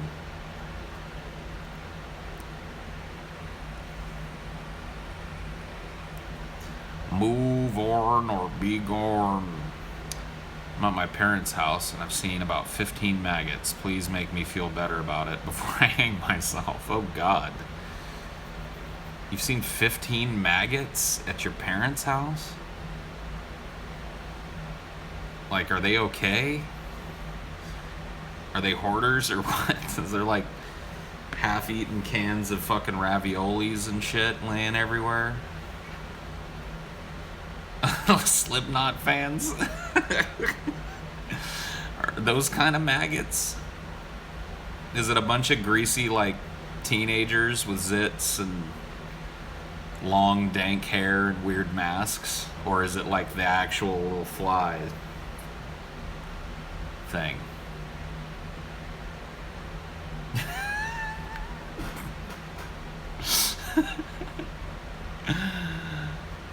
Oh, man.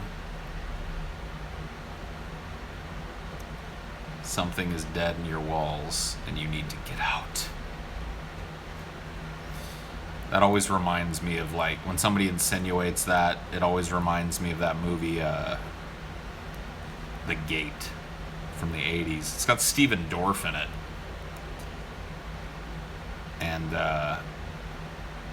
yeah, there's, like, this scary story his friend tells him about a worker that died while his house was being built. And the other guys didn't want to get in trouble, so they just sealed him up in the wall. That's always kind of like, I know, you know, it's probably never gonna happen. Never happened. I mean, it's probably happened somewhere. It's probably happened somewhere.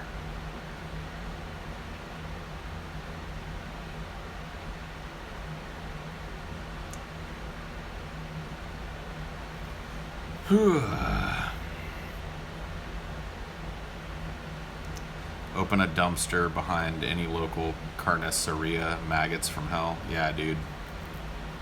That's really gross. Carniceria. I don't even walk in the front door of one of those, much less like out and back in the fucking trash.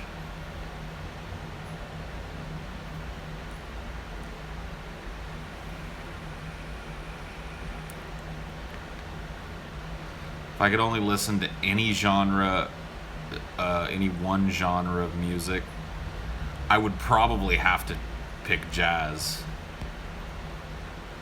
Like, if I'm only gonna hear one kind of music for the rest of my life, I want it to be something that I can always enjoy.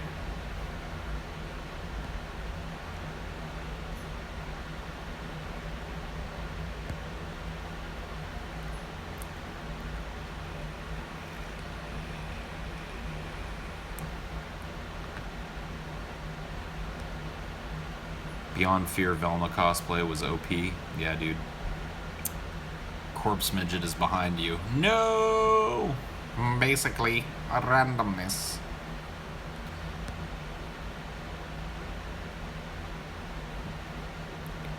Nah, dude. 80s synthwave is cool, but I don't think I could listen to it for the rest of my life. Saddest documentary is Dear Zachary. Hands down, the saddest documentary that you'll ever sit through. Tallahassee is my favorite Mountain Goats album.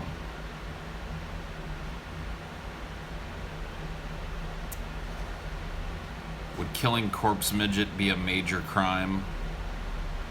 What? A minor crime? What?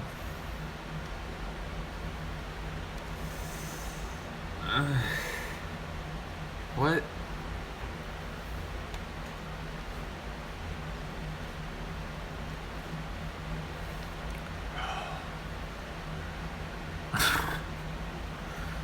All right. Brain reboot. My fucking allergies are out of control right now. I hate this shit, dude. My eyeballs feel like they're swimming in a sea of irritation. I'm not even really all that tired. I'm just allergic to everything that blooms. I hope I cut myself shaving tomorrow. I hope it bleeds all day long.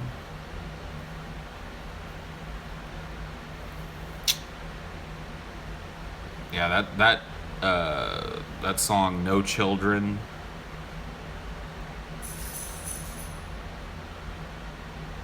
That is like the man breakup song, dude. That's the man breakup song. Women get all the breakup songs, dude, but that's the man breakup song.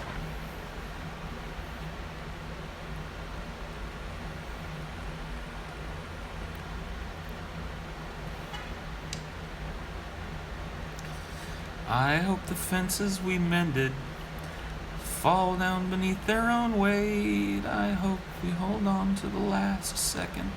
I hope it's already too late. Guy buys this Reggie, my mom want... What?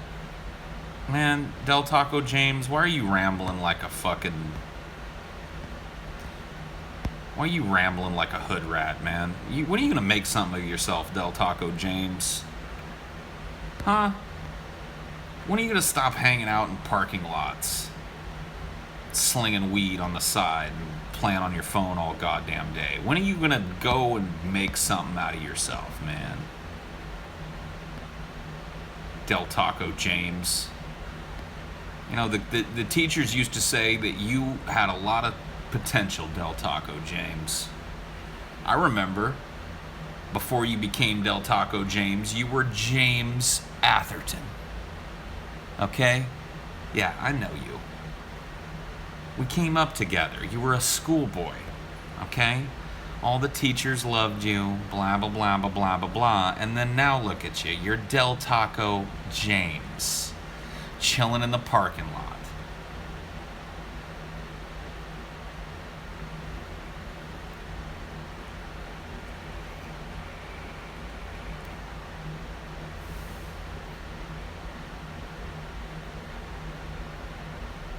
Get your fucking act together, Del Taco James. I'm dead serious, man. It breaks my heart to see your fucking Corolla parked at Del Taco every fucking day. Just stop.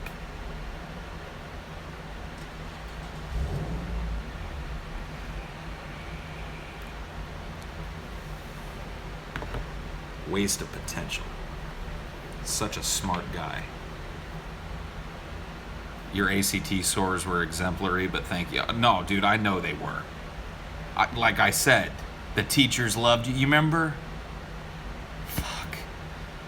He acts like he just pwned me. That was the narrative, dipshit. You were a smart guy in school. But now you're Del Taco James. Sitting in your Corolla. The Del Taco parking lot. Stinking heat of the summer.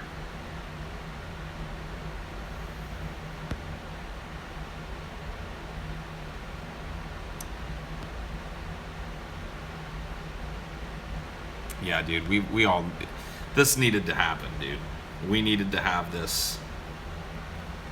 We needed to have this talk with Del Taco James. Yeah, dude, upgrade to a Maxima, at least. Dude, if I drove by and I saw you in a Maxima, I would think, you know what? At least Del Taco James is improving his lot in life. You know what I mean? Or a Taurus, you know? Like a Taurus sedan. Yeah, you know, like a 94, 95 Taurus. Yeah, maybe even a Passat. I mean, you're dreaming pretty big there, Manny. But maybe a Passat. If I drove by and I saw you in a Passat, I'd be like, damn, Del Taco James has upped his game. He's now Green Burrito James. See? And then the next step is Taco Bell James. And then the next step is you get a job. But you gotta get there first, man. You gotta work your way up. Del Taco James, man. Yeah, Burger King James. I mean, I don't know. Who knows? Who knows, dude? You gotta, you're aiming a little high there. All right.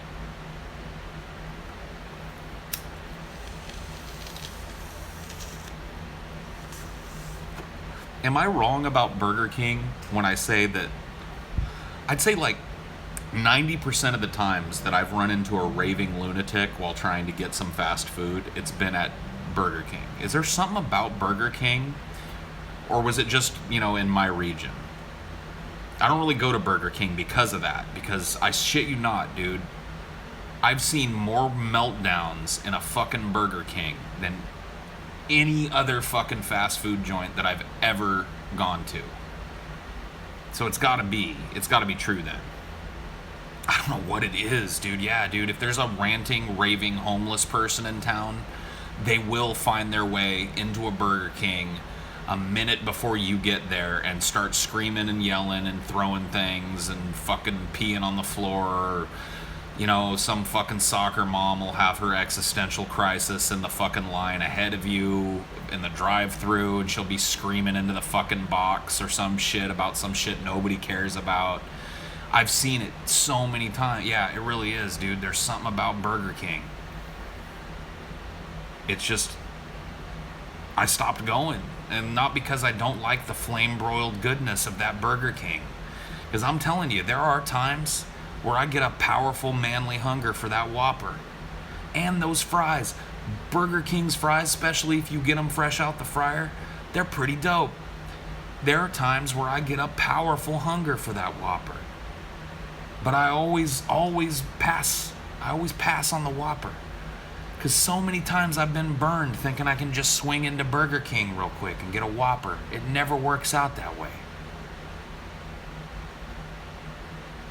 I think that's why McD's, beats Burger King. Even though Burger King's probably got the better tasting fucking, fast food burger. It's because for some reason, Mickey D's, I've seen some crazy shit in a Mickey D's, but nothing like I've seen in a Burger King, dude.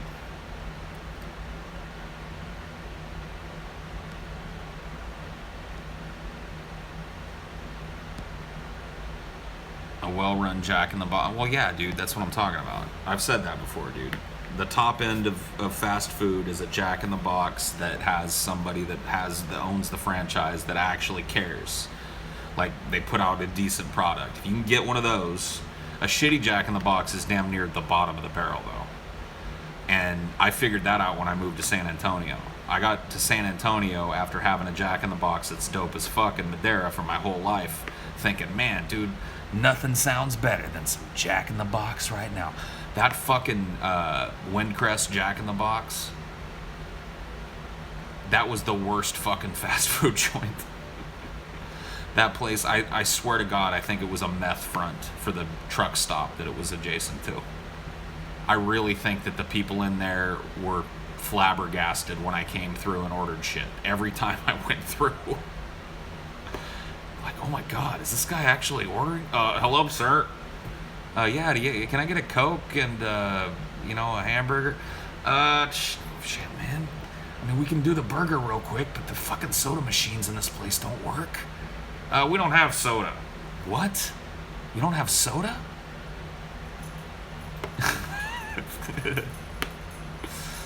What?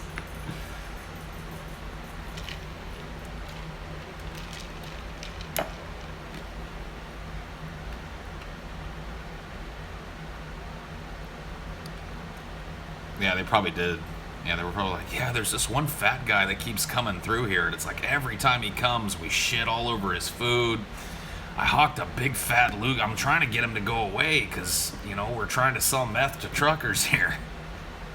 But he just keeps coming back. He just keeps ordering the tacos. I don't know. I don't get it.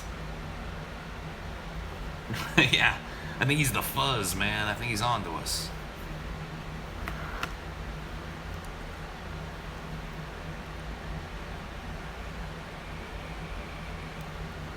Dude, I'm telling you, on a hot day, and correct me if I'm wrong, but I don't think I'm wrong. On a hot ass day, and I'm talking a hot day where you're parched and you're sweating and you just want to cool the fuck down, there is nothing in the world better than a Coke Slurpee. Am I wrong? A Coke Slurpee is the most refreshingest, sparklingest, sweetest, frostiest, fucking chill your body temperature by fucking 10 degrees just by being in the same room with it.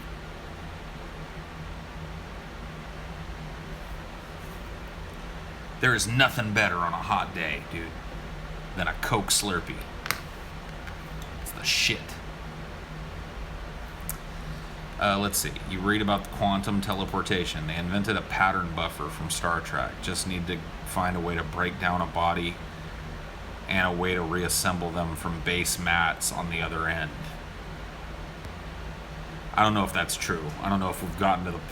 But even so, that is kind of the big problem, right? Isn't that the whole problem of teleporting? Nah, dude, raspberry lemonade, whatever. I'm not going to turn my nose up on a hot day to a raspberry lemonade, but I'm a fucking man. And if somebody walks up to me with a tray that's got a big Coke Slurpee and a big frosty glass of raspberry lemonade, you know what I'm reaching for on a hot day. You know what I'm reaching for on a hot day. Act like you don't. Coke Slurpee.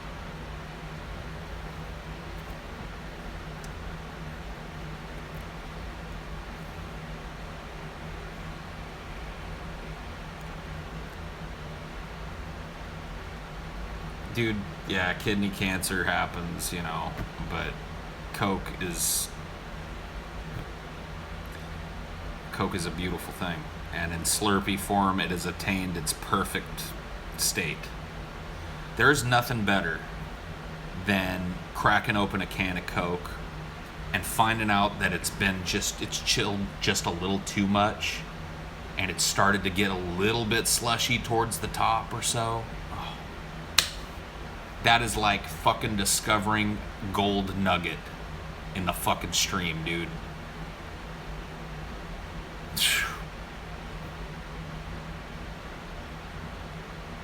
Yep, just slightly just started to freeze Coke is the fucking...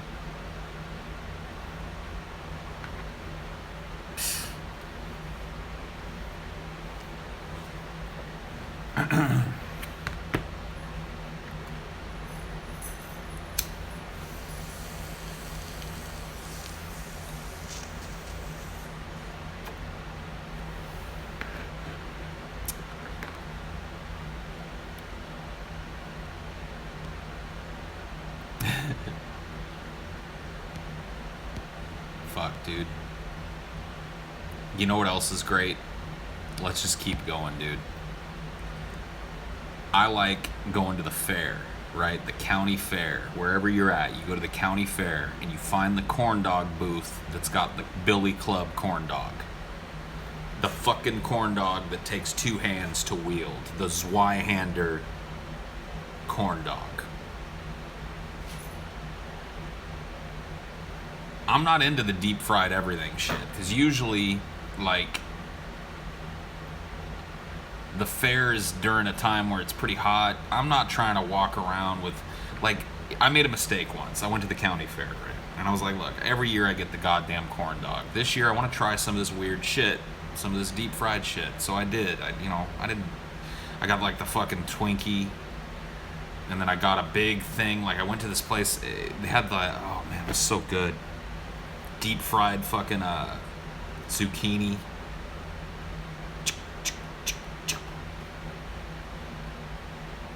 And like, I ate that shit, I felt like I was gonna have a heart attack, dude. When I got about halfway through that platter of fucking zucchini, I thought I was gonna die, dude. I felt dizzy, I had to sit down, it was all hot and shit, I'm all sweaty. You can't do that, dude. You gotta go straight for the Billy Club corn dog, and then you gotta chill out for most of the day. Then you go get an icy, you know what I mean? Like the little shaved ice thing. Go get one of those. Walk around for a while.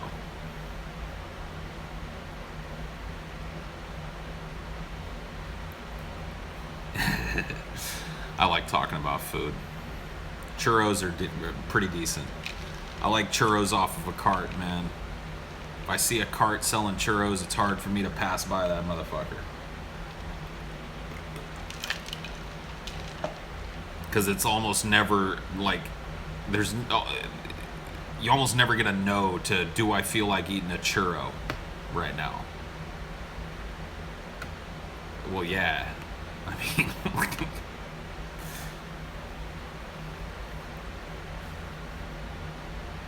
dirty water hot dogs, yeah. I had a cart dog in New York. Whatever, man. It was pretty good. They load that shit up, man.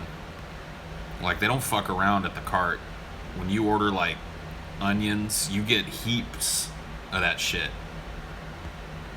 That's pretty cool.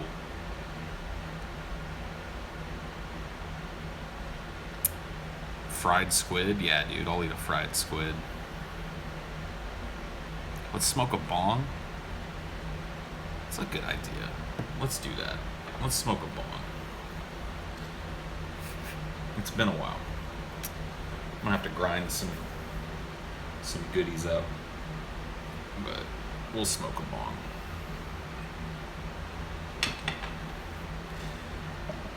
Not gonna be long till I have to clean my bong.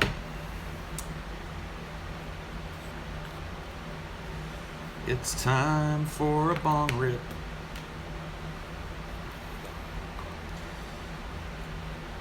It's time for a bong rip.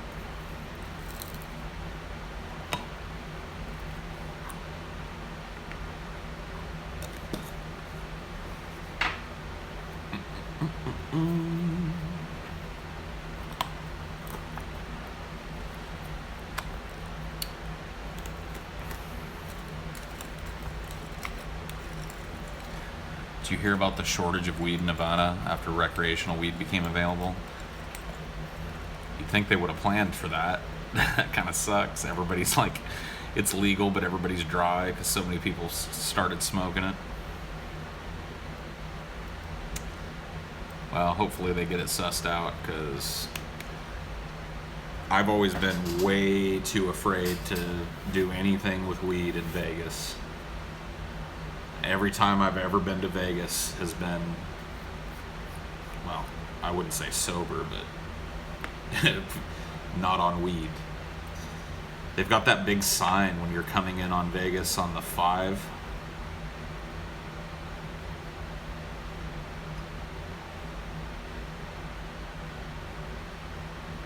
It's like, oh yeah, I-15. Yeah, that's what it is.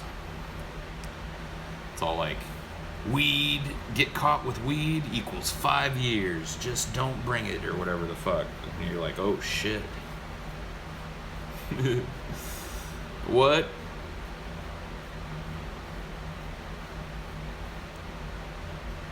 I hope New York legalizes. I think it's likely to happen in the next 10 years, depending on which way the political pendulum swings. I think that New York would benefit greatly from weed legalization, and they could stop the hypocrisy, cut arrests. Nutmeg's bad for you? Okay, well, time to do the bong rip thing.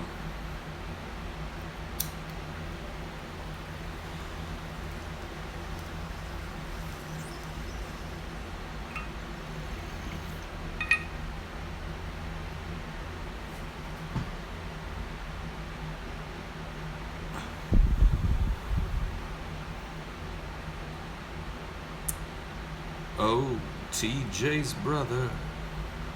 Whoa.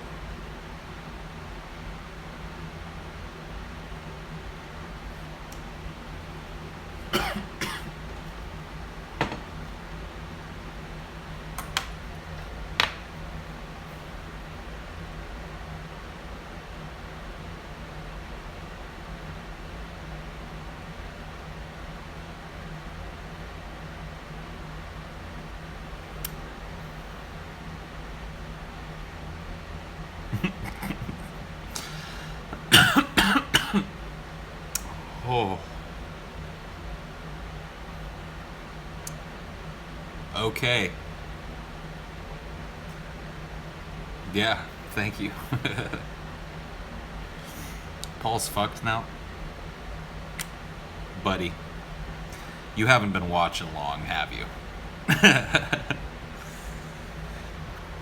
mean, there's a reason why this show is called Highdeology. I'll do another rib. Just give me a second. Let me let that one. Let me appreciate this rib, and then I'll finish this bowl. That's like at least a 3 rib bowl. So, well, maybe not 3, but there's another good one in there. But yeah, we're gonna take a breather. I'm just gonna.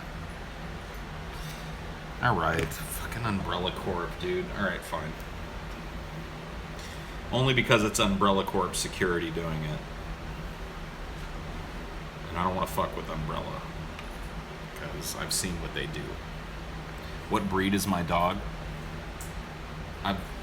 Didn't I answer that earlier? I don't know. He's like a Shih Tzu. What we were told is Shih Tzu miniature poodle Bichon. I don't know what he is. It's a Dynor.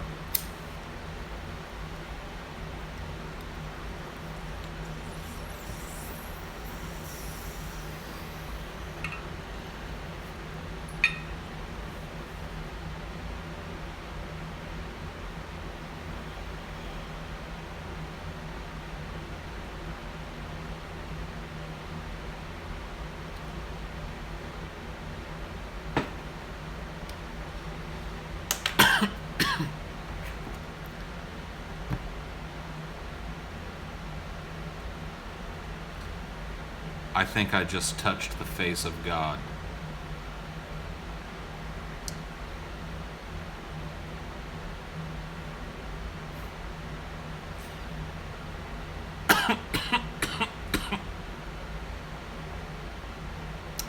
Page boy. Oh, dude, a pint of ale right now, dude. I would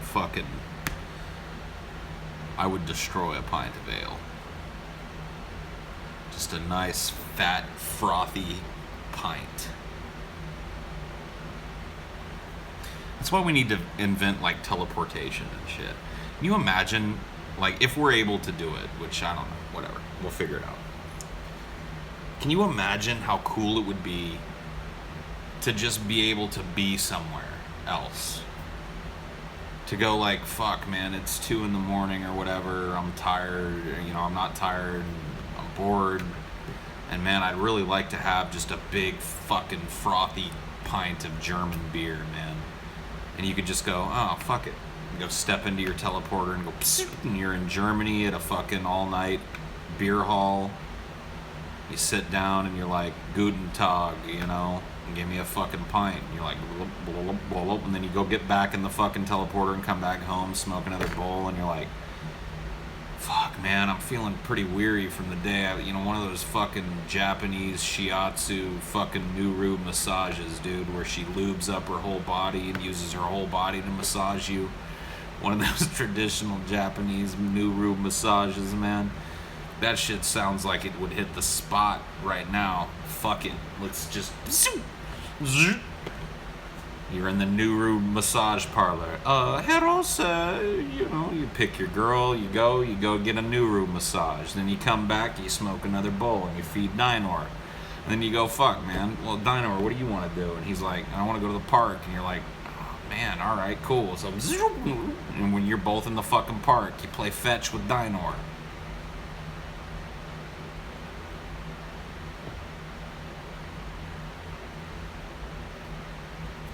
Just changes the whole fucking thing. When that happens, the way people think about things is gonna change. I'm dead serious, dude. If we can figure out this whole teleportation thing and it becomes commercially available, I don't think people are going to tolerate it being treated like air travel is treated. I think it's gonna be one of those, like, this is a right. How do you have this technology that is so fucking just breaks down the barriers of humanity and charge money for it? People are gonna demand it. Boom. Magnets, how does that work, dude? How do magnets work? Andrew Jackson, dude on the $20 bill. Can you tell me how magnets work?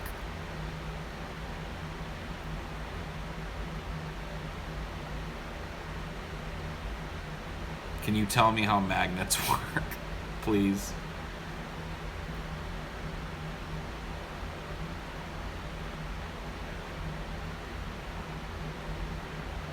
I am a joke. Oh, okay. I thought maybe you could tell me how fucking magnets work, but I guess nobody's gonna explain that shit to me. Nobody wants to take a fucking second and tell me how a magnet works. Gord does it? Oh. Birds, the bees, the seven seas, all the fucking monkeys living in the trees. Whatever, stupid juffalos.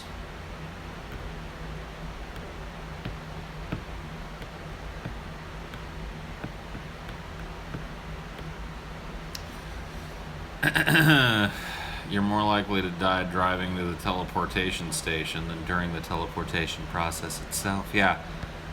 Welcome to Telepad Inc., a subsidiary of Apple Computers. Welcome.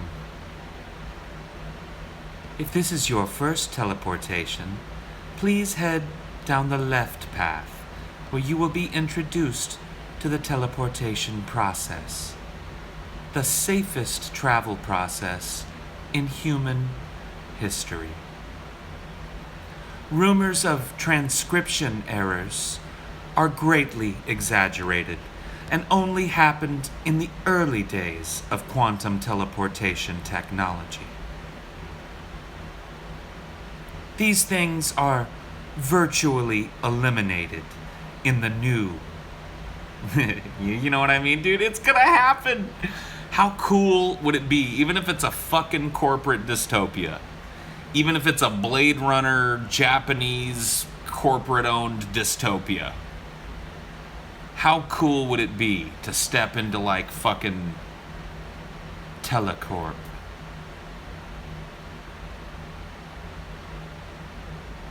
Yeah, dude. You're just born too fucking early.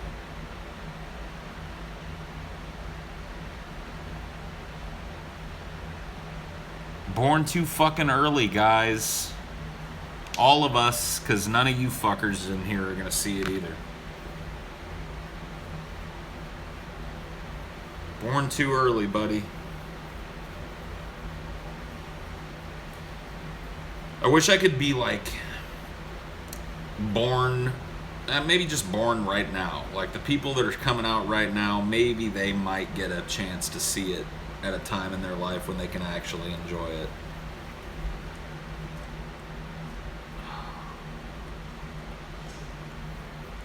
Sorry, when I'm really high, I take advantage of the fact that my muscles relax to like stretch and shit, so you'll have to watch me painfully do this shit for a little while.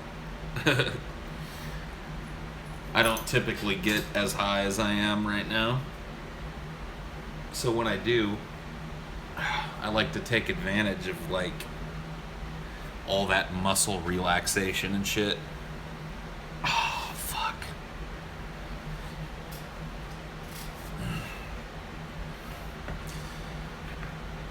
Weed dick? I don't have any problems when I'm high. I'm ready to go 24/7. High as a kite, barely high, not high at all. Brrrr. Sorry, man. I've heard. What is it? What's the problem with weed dick? Is weed dick like whiskey dick? I'm familiar with whiskey dick. I've heard people say like, oh yeah, well, I've heard people complain. What's weed dick? So high that you can't get it up, or you can't finish.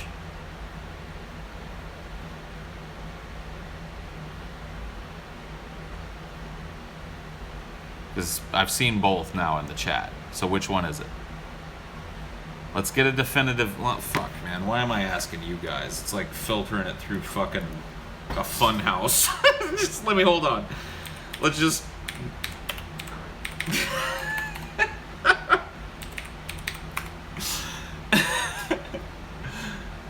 All right. Beware stoned enthusiast. This is Mike.com, so who fucking cares what they think? Is there anything here? There's an Urban Dictionary. Bustle.com. Okay, Cosmo. I mean, really? Has anybody of repute covered weed dick? Or is it all just bullshit? Because I'm starting to feel like from this initial page of Google results on weed dick that this is horse shit. Weed dick. Okay, hold on.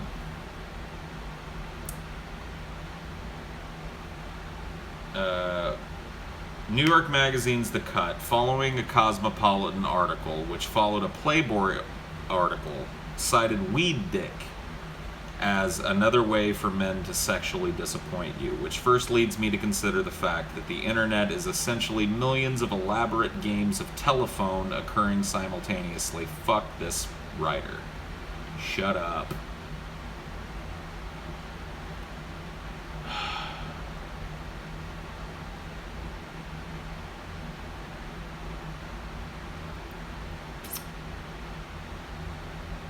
I don't know. There's nothing conclusive about this. So sorry if you're a dude that has dick problems when you smoke weed. It doesn't really look like there's a whole lot of shit going on.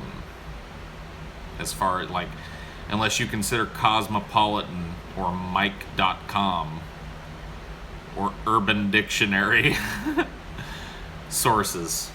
In which case, whatever. Yeah.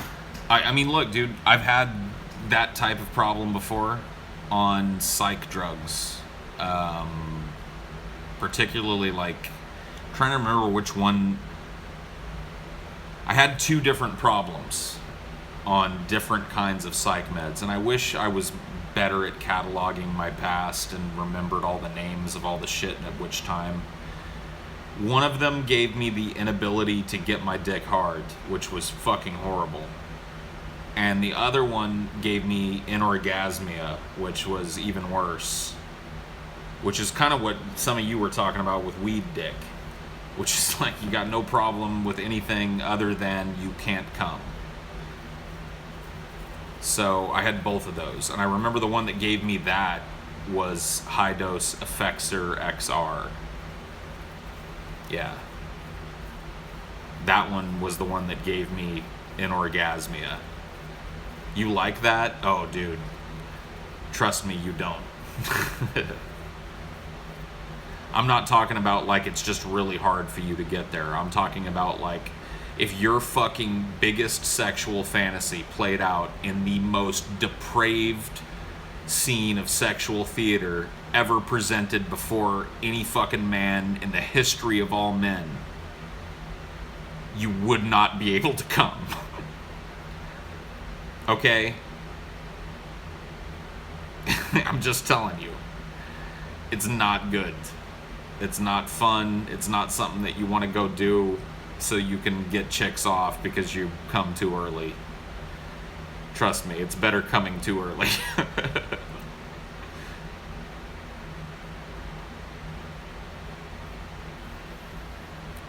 Do it. Whiskey dick, Whiskey dick for me, I've never had like, oh man, my dick won't get hard because I'm too drunk. Whiskey dick for me always played out in there's just a certain level of drunk. And maybe, I don't know. I've abused alcohol in my past in various ways and for various lengths of time. And I would reach a level of drunkenness where I was aware, but I knew that I did not have the coordination to pull off sex. And I've tried to break that barrier before, and it always ends in something that's horrible. So I now have got this thing in my head where I reach a certain level of drunkenness and I'm like, I know. And I haven't been there in a very long, well, I guess not very long. One of the private shows in Texas, I got fucking obliterated. I got to that point. I got to the point where I was just like, sex is not on the table at this point. There's absolutely no way that I could coordinatedly get my way through the act of copulation at this point. I'm done.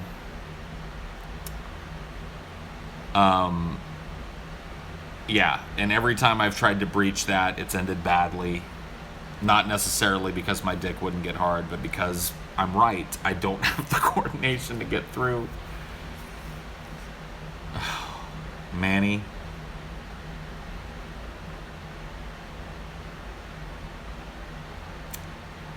Okay. One more bong rip for the road.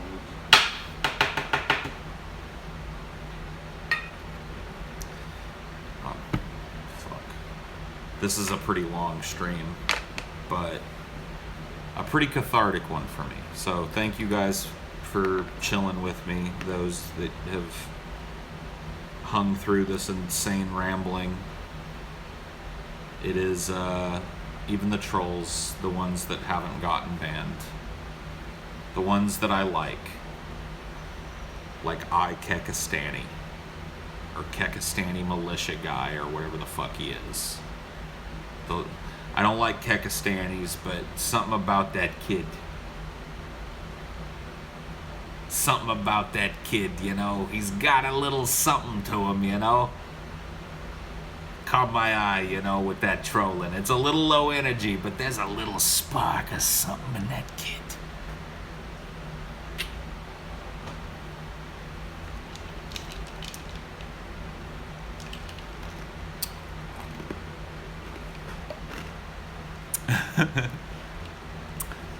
See? Yes, see. Yeah. Anyway, whatever. I'm gonna do another bong rip here.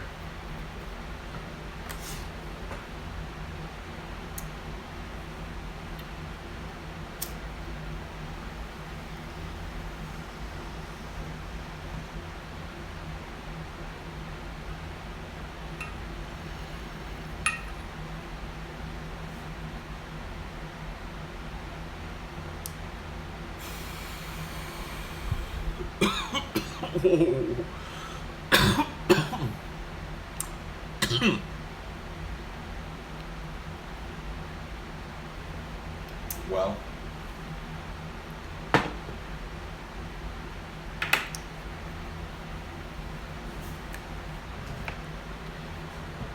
Paul did a weed, yeah.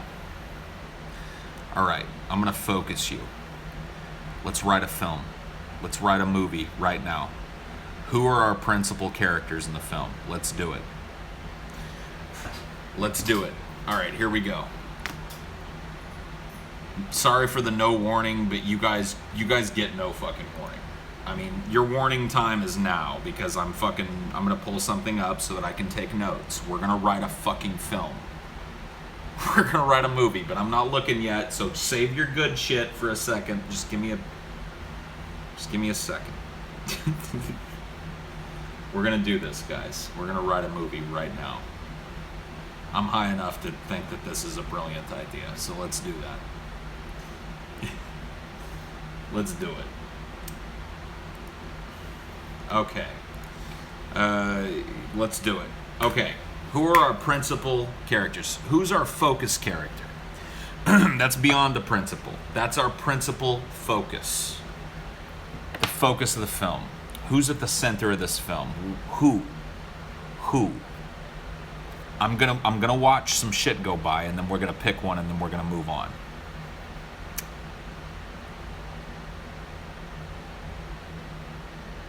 Brett Keane, Detective Resner,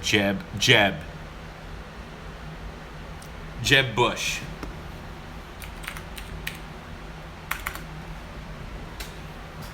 Okay. What kind of film is this? What kind of film is this? Is this a biopic? Is this a hypothetical future? Is this a drama? Is this a horror movie? Is this a rom-com? Is it a documentary? Is it a mockumentary? Somebody just said a comedy of errors, and I think that that's absolutely beautiful. And let me tell you why.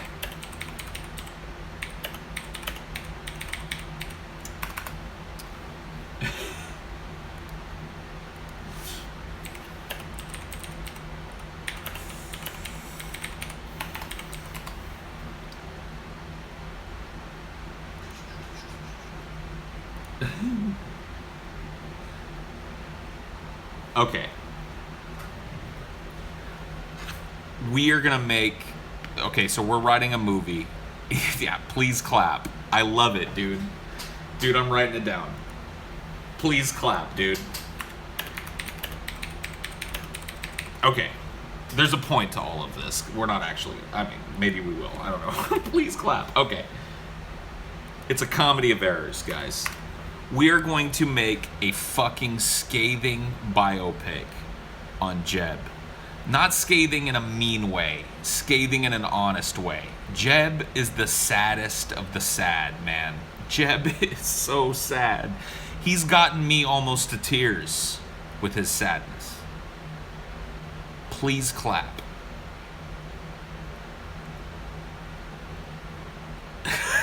Dude, it has to happen. We have to do this. We have to do this. The point of this is if that little thing that we just imagined there, if they actually greenlit that instead of Transformers 5 or whatever, we'd get probably a pretty awesome fucking movie.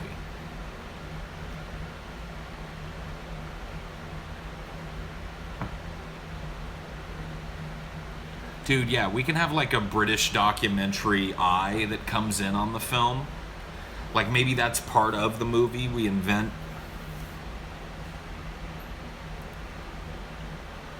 Like we invent like this British documentary that never actually existed that gives us more access to Jeb's life than the news people get. So we get to see the actual buffoonery that everybody else gets to see, but then we get to see the before and the after, the rise and the fall, right? Like a comedy of errors. We get to see Jeb pumping himself up, thinking how cool the slogan Jeb with an exclamation point is.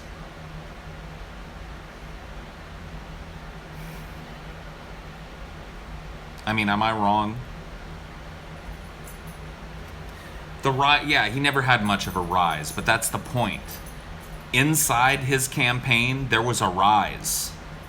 In the mind of Jeb, there was a rise. He was astonished when people didn't take him seriously. He was shocked. Have you seen, like, there's a news clip of Jeb where he's trying to talk about his campaign and shit, trying to get people talking about what Jeb is about. And all anybody wants to know is about the stupid little fucking turtles that he would carry around and give to kids, which he also thought was a good idea. So we get to see that process. That's the rise. The rise is this sense of hubris that allowed Jeb to be put forth as a national candidate for president. That's the fucking movie. I'm insane? Dude, if somebody picked that up and made that film, let me write it. Let me and TJ write it, dude. I'd bring TJ on that. Dude, greenlight it. If somebody greenlit that movie, it'd be a good movie, dude. Please clap. That's the name.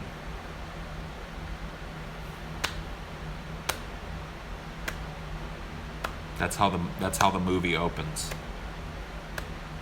And it's Barbara Bush unexcitedly clapping as she looks out the window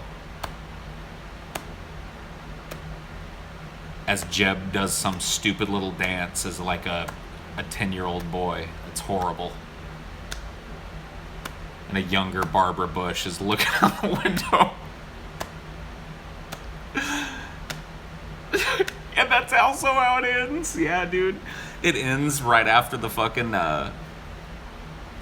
announcement, you know, when he comes out and he's like, I'm resigning. And he leaves. And he goes back and the whole fucking place is empty. And he's like, fuck. And he starts to walk out and then he hears the sound. And he has a flashback to his mother's weathered old hands clapping at his stupid dance as she looked out the window. And he strains his eyes and he sees in the distance a black limousine with a fucking wheelchair. And sitting in that wheelchair is Barbara Bush.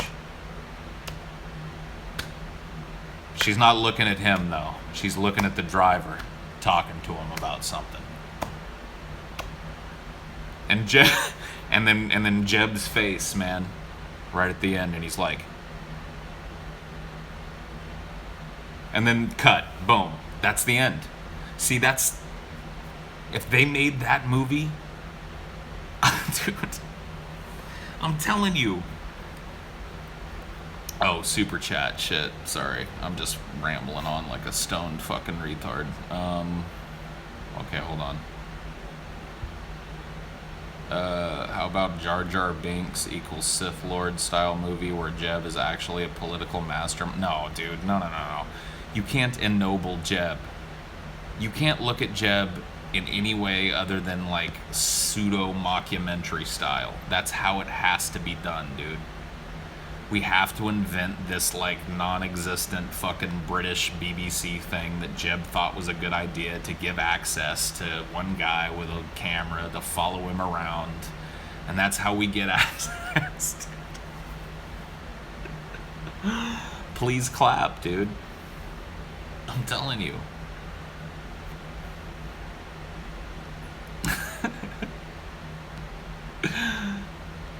Oh, man.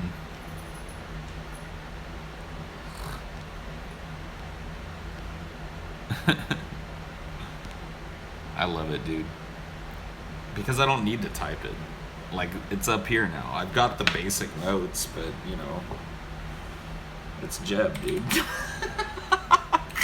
It's Jeb. I've had this idea, but not, like, to this level. I think we've talked about it before. Like, a Jeb movie would be good. But fuck, man. We arrived at this.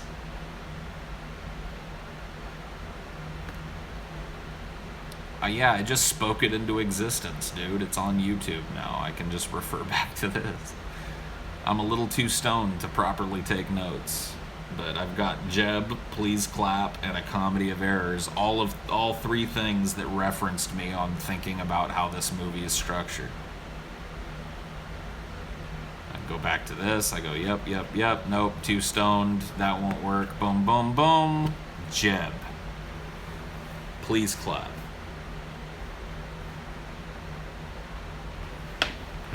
Dude, I love that image, too, of Barbara Bush's old weathered hands, just like...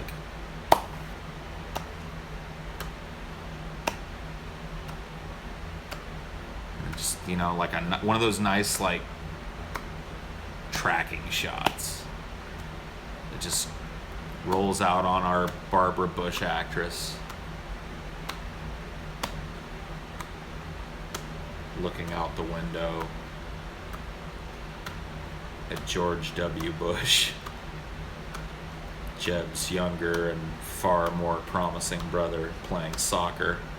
And Jeb, meanwhile, is in a tutu or some shit, like, you know, a leotard, doing some retarded dance.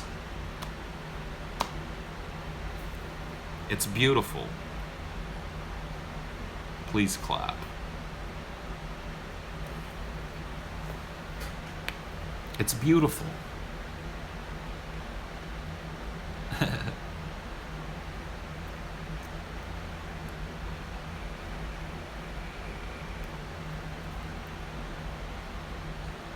Oh my god, dude. Slade. You suck, dude. Fuck off. Please. Just Go eat a dick, dude. Please. Take your fucking negativity elsewhere. Get the fuck out of here. We're having a good time. Fucking faggot. Too stoned to put up with drab mother. Like, I let him go like 3 or 4 or 5 times with this stupid fucking bullshit. It's like, okay, well, whatever. Fuck him. Fuck him. What did he say? Just a cornucopia of nasty shit about depression and how depressed I am and how fucking... Just a fucking... Yeah. Just a 13-year-old kid, or probably Brett Keane. It's like, oh, Paul talked about being depressed earlier.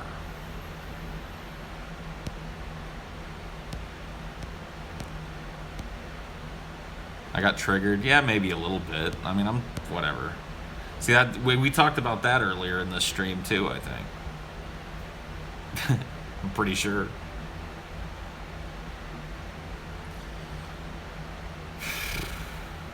Whatever.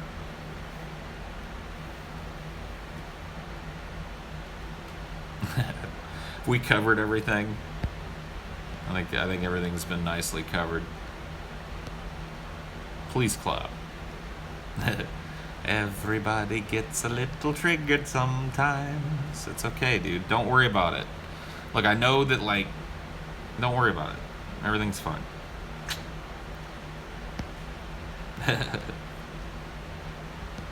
Troll or not a troll.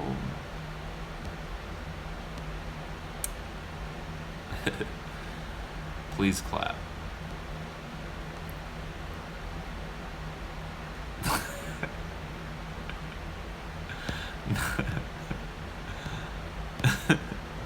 We just gotta look into what what did Jeb Bush do in his younger years, dude? What was his thing?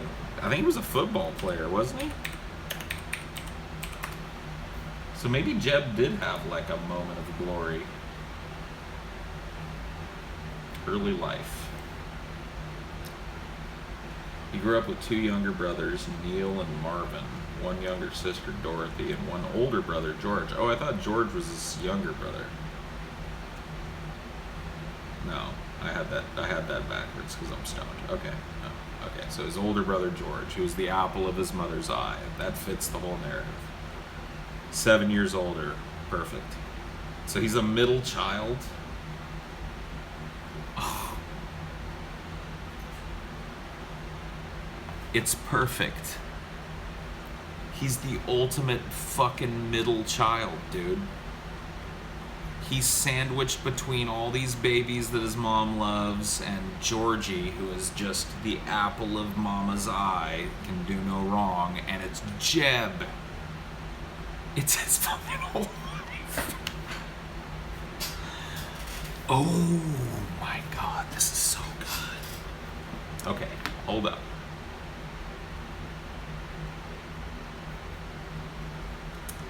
He grew up with 2 younger brothers, Neil and Marvin, 1 younger sister, Dorothy, 1 older brother, George, who is 7 years older.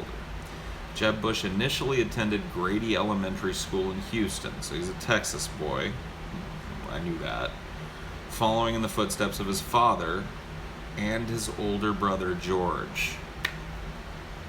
At the age of 14 years in late 1967, Bush began attending. I want to know how he did.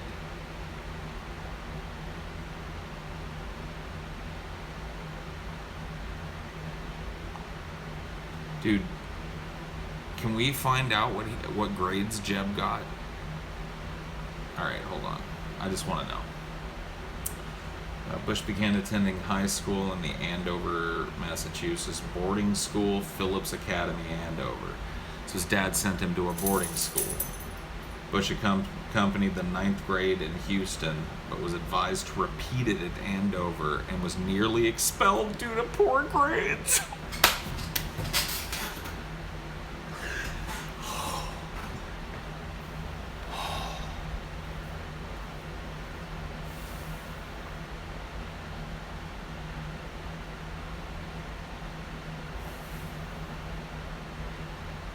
Please clap.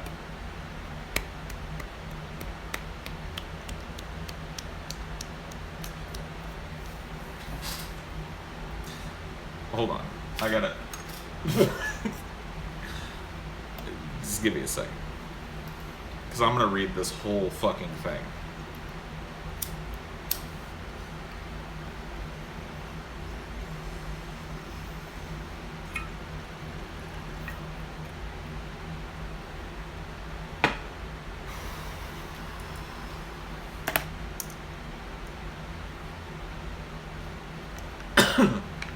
Okay.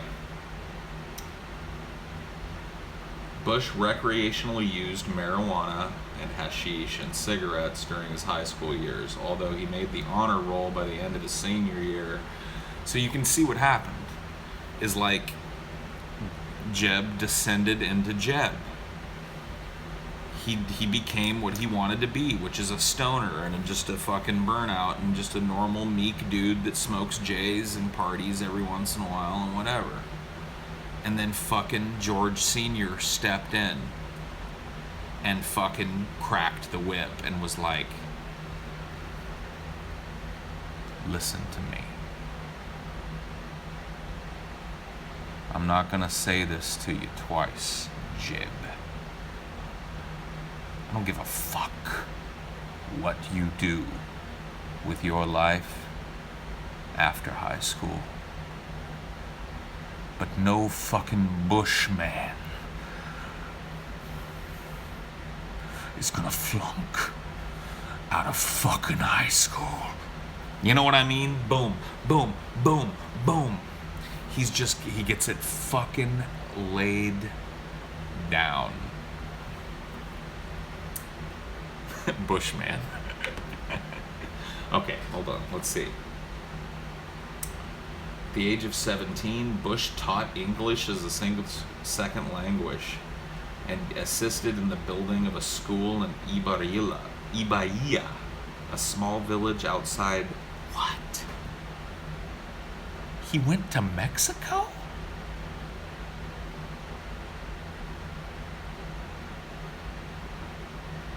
This movie's amazing. It's a locational film. Even more so than it would be as a presidential campaign film. What the fuck? Please clap.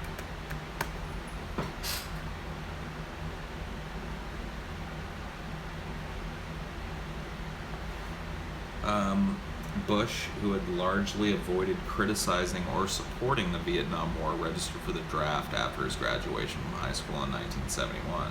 Okay. So him and everybody else.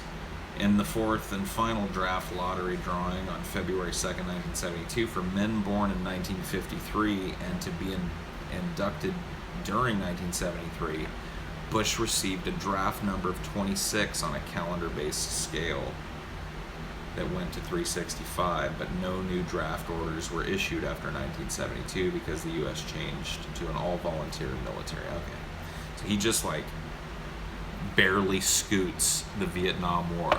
So we could even have a scene with him and George Sr. where he thinks, like, because he's got this low-ass fucking lottery number, he's like, I want you to listen to me, Jeb.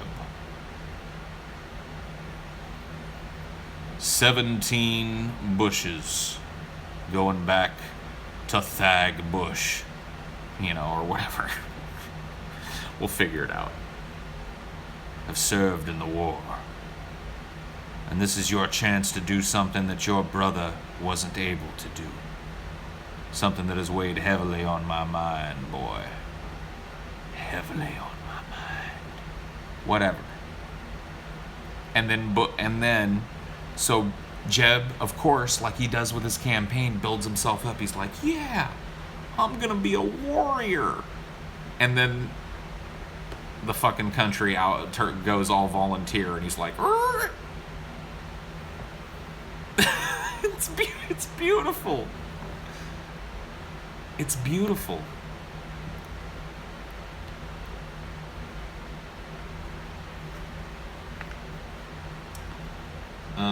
Okay, so we got his military brush out of the way, which is beautiful, and it's so Jeb. Especially because his brother got to fly a jet. You know what I mean? Whatever. Though many in his family had attended Yale University, and that is a subtle fucking criticism right there. Like, right there in Wikipedia. Though many in his family had attended Yale, Bush chose to attend the University of Texas at Austin. Can you imagine that fucking talk with his dad? At any rate, Jeb, I hope you've got your bags packed, because I've got your room at Yale all settled, and you're not going to... And he's like, Dad, I think I'm going to go to college here in Texas. Your what? It's a beautiful thing. I mean, it's a beautiful thing, dude. His whole fucking life is what he is.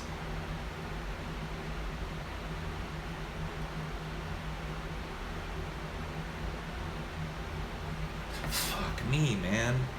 Okay, hold on. He played on the Texas Long...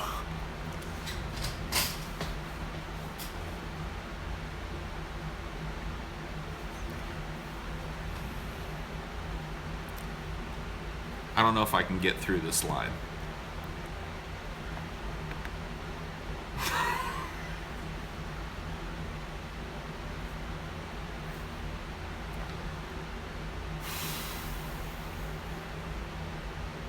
He played on the Texas Longhorns varsity tennis team in 1973.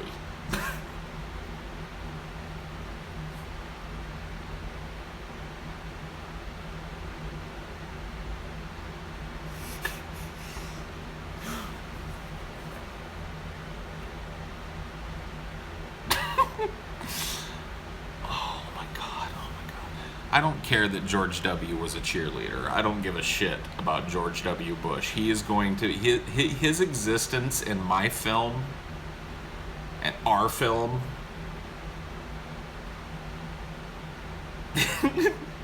Dude. This is Jeb. Okay, let's continue, because it just keeps giving. He graduated Phi Beta Kappa and magna cum laude from the University of Texas at Austin with a BA in Latin American Studies.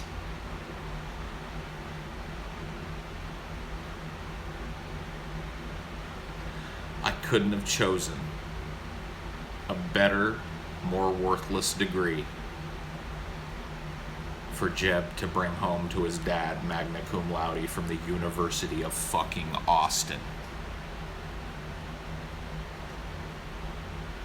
Hey, Dad, look. Sorry to see you couldn't make it to my graduation, but I graduated magna. Oh. Yeah. Well, what's your degree? It's a bachelor's in Latin American Studies. It's a what?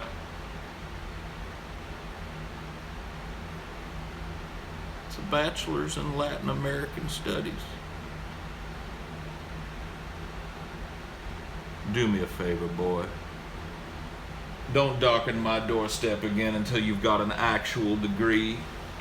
Oh, and learn how to talk.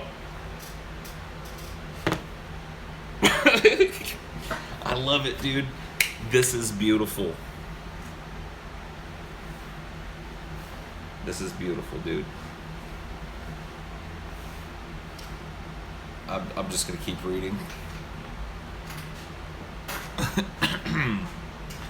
I'm just gonna keep reading. Let's see.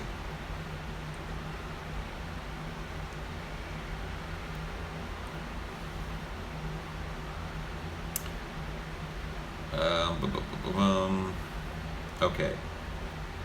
He completed his coursework in Latin American Studies in 2.5 years. Once again, another nothing achievement with a nothing degree that he probably took to his dad, and his dad was like, shut up, Jeb. Early political career.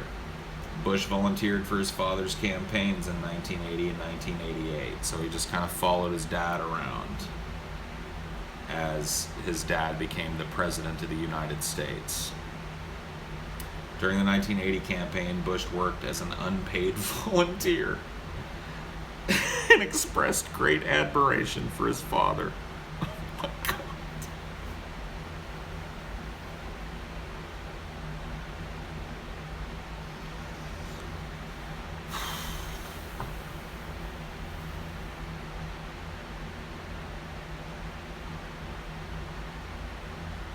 I'm literally shaking.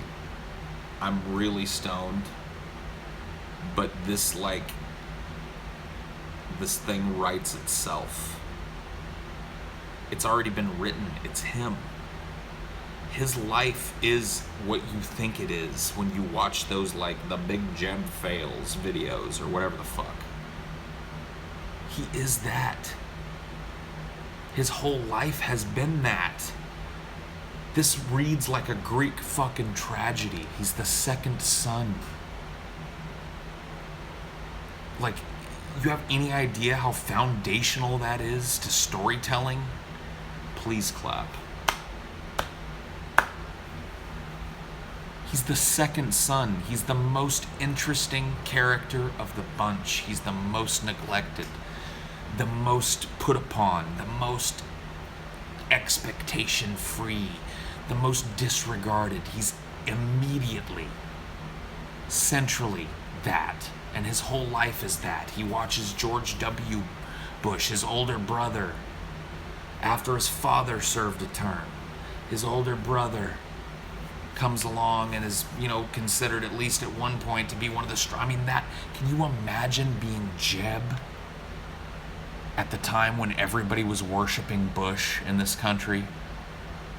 His brother. At the time when everybody was talking about how cool it was that George W. Bush landed a fucking jet on a fucking thing. Smoke them out of their holes, and everybody was like, yeah! And you're Jeb, and you're like, fuck. How am I ever gonna do? Because you understand that that's Jeb's thing. He knows he has to do something better than what his brother did. He has to be the fucking uniter. He has to be the unifier. Because George W. Bush's presidency kind of got Swiss cheesy towards the end. It started to show some holes. It got kind of ragged. It got torn up towards the end. Jeb sees his opportunity.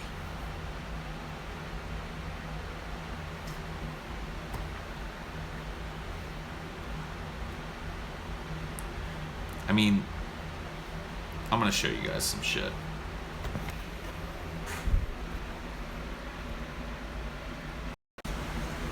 Dad, I'm the governor of Florida. Please clap. Please clap. Dad, I'm the governor of Florida. Please clap. Please clap. Dad, I'm the governor of Florida. Please clap. Please clap. Dad, I'm the governor of Florida. Please clap. Oh man. It's like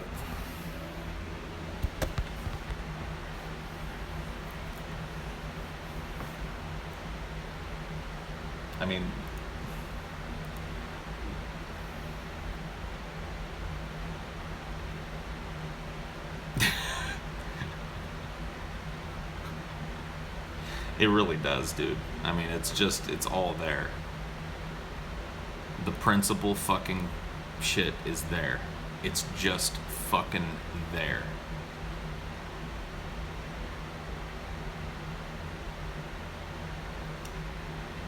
I'm gonna keep reading for a little while.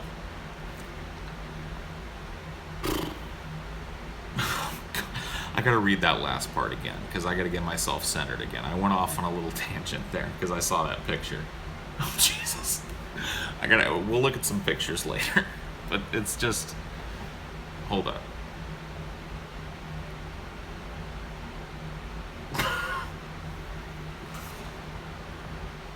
He worked as an unpaid volunteer and expressed great admiration for his father. Can you imagine?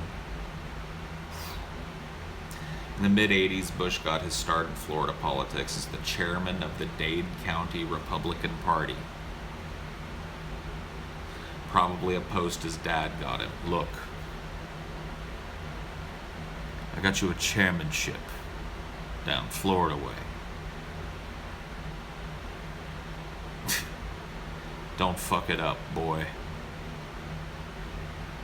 You were raised a Republican. You go down there and just be a Republican. Be a Bush.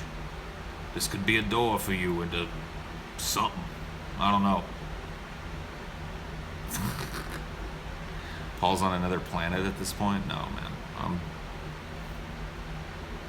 I'm dialed in. Let's see.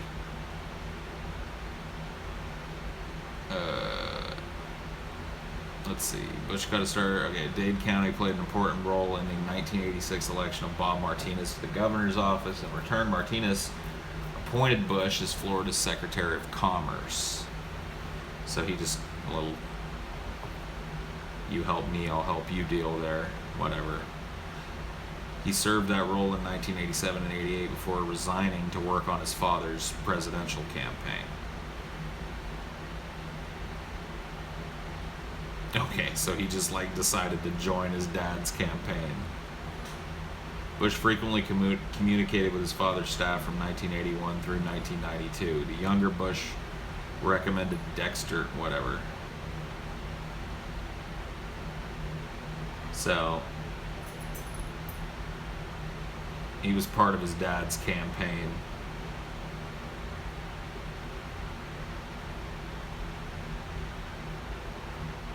The failed one.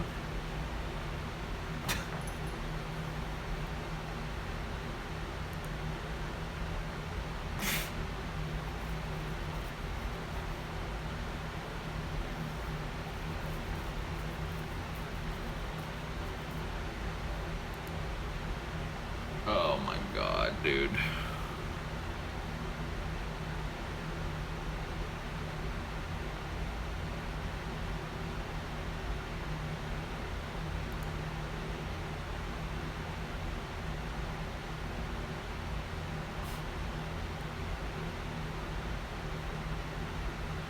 Oh no. Well, whatever. It's a beautiful idea, guys. It's a beautiful idea. That was just a stupid idea that I had. It's like, fuck it, let's it's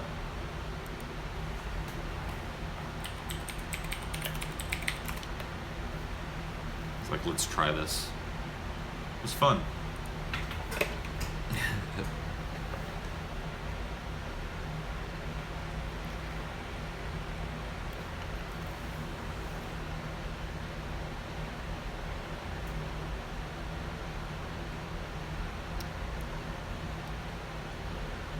Shit happening, done, or go back to bed. Yeah, seriously, bro. It's probably a little on edge, dude. Dude, I'm gonna take this to TJ. I'm gonna talk with him about this. Dude, I want to at least put this Jeb idea to some actual thought, dude. Please clap.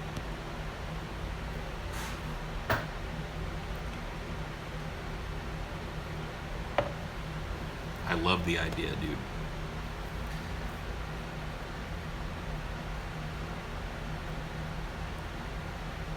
TJ won't shoot it down.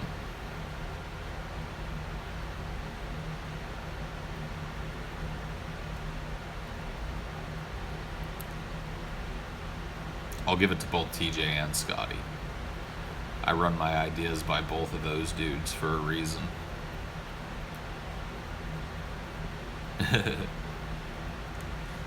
Jeb. Police Club. Let's look at some pictures.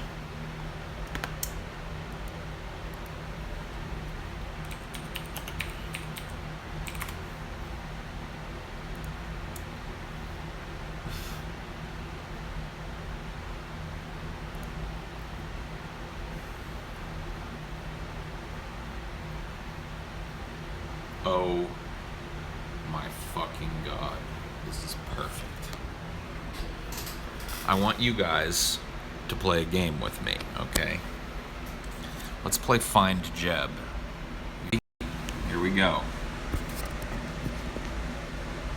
Oh man. Fuck. You guys aren't gonna be able to see it. Okay, there we go. Come on. Come on, camera. Oh, it's so zoomed in. Okay. Let's see. Dude, he's the one. Yeah, he's the one. He's right here. There's George. And he's holding all the little babies, and mom's cuddling all the things that she loves.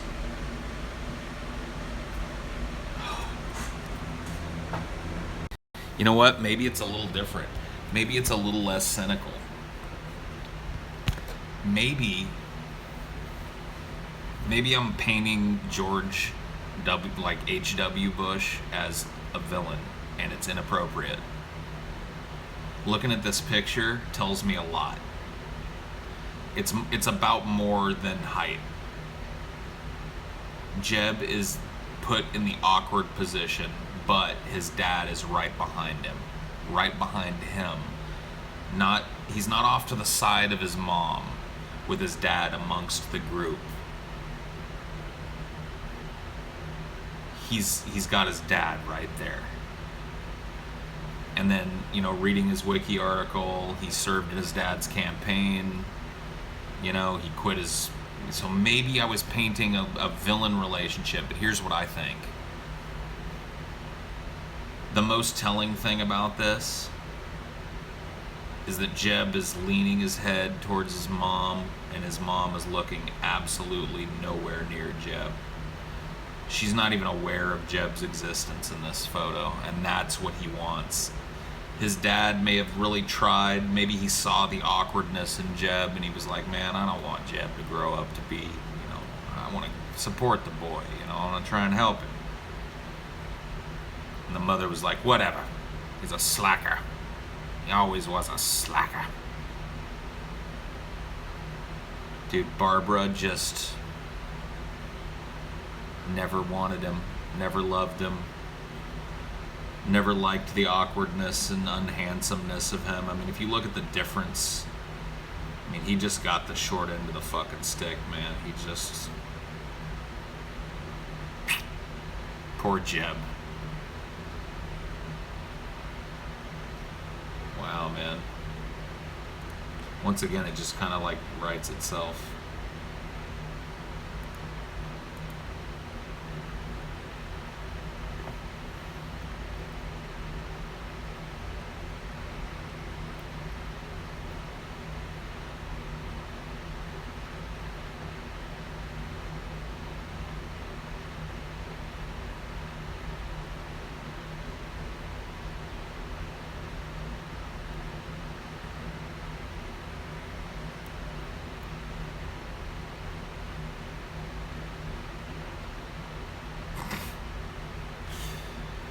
Well, thank you guys for hanging with me tonight. This is absurdly long.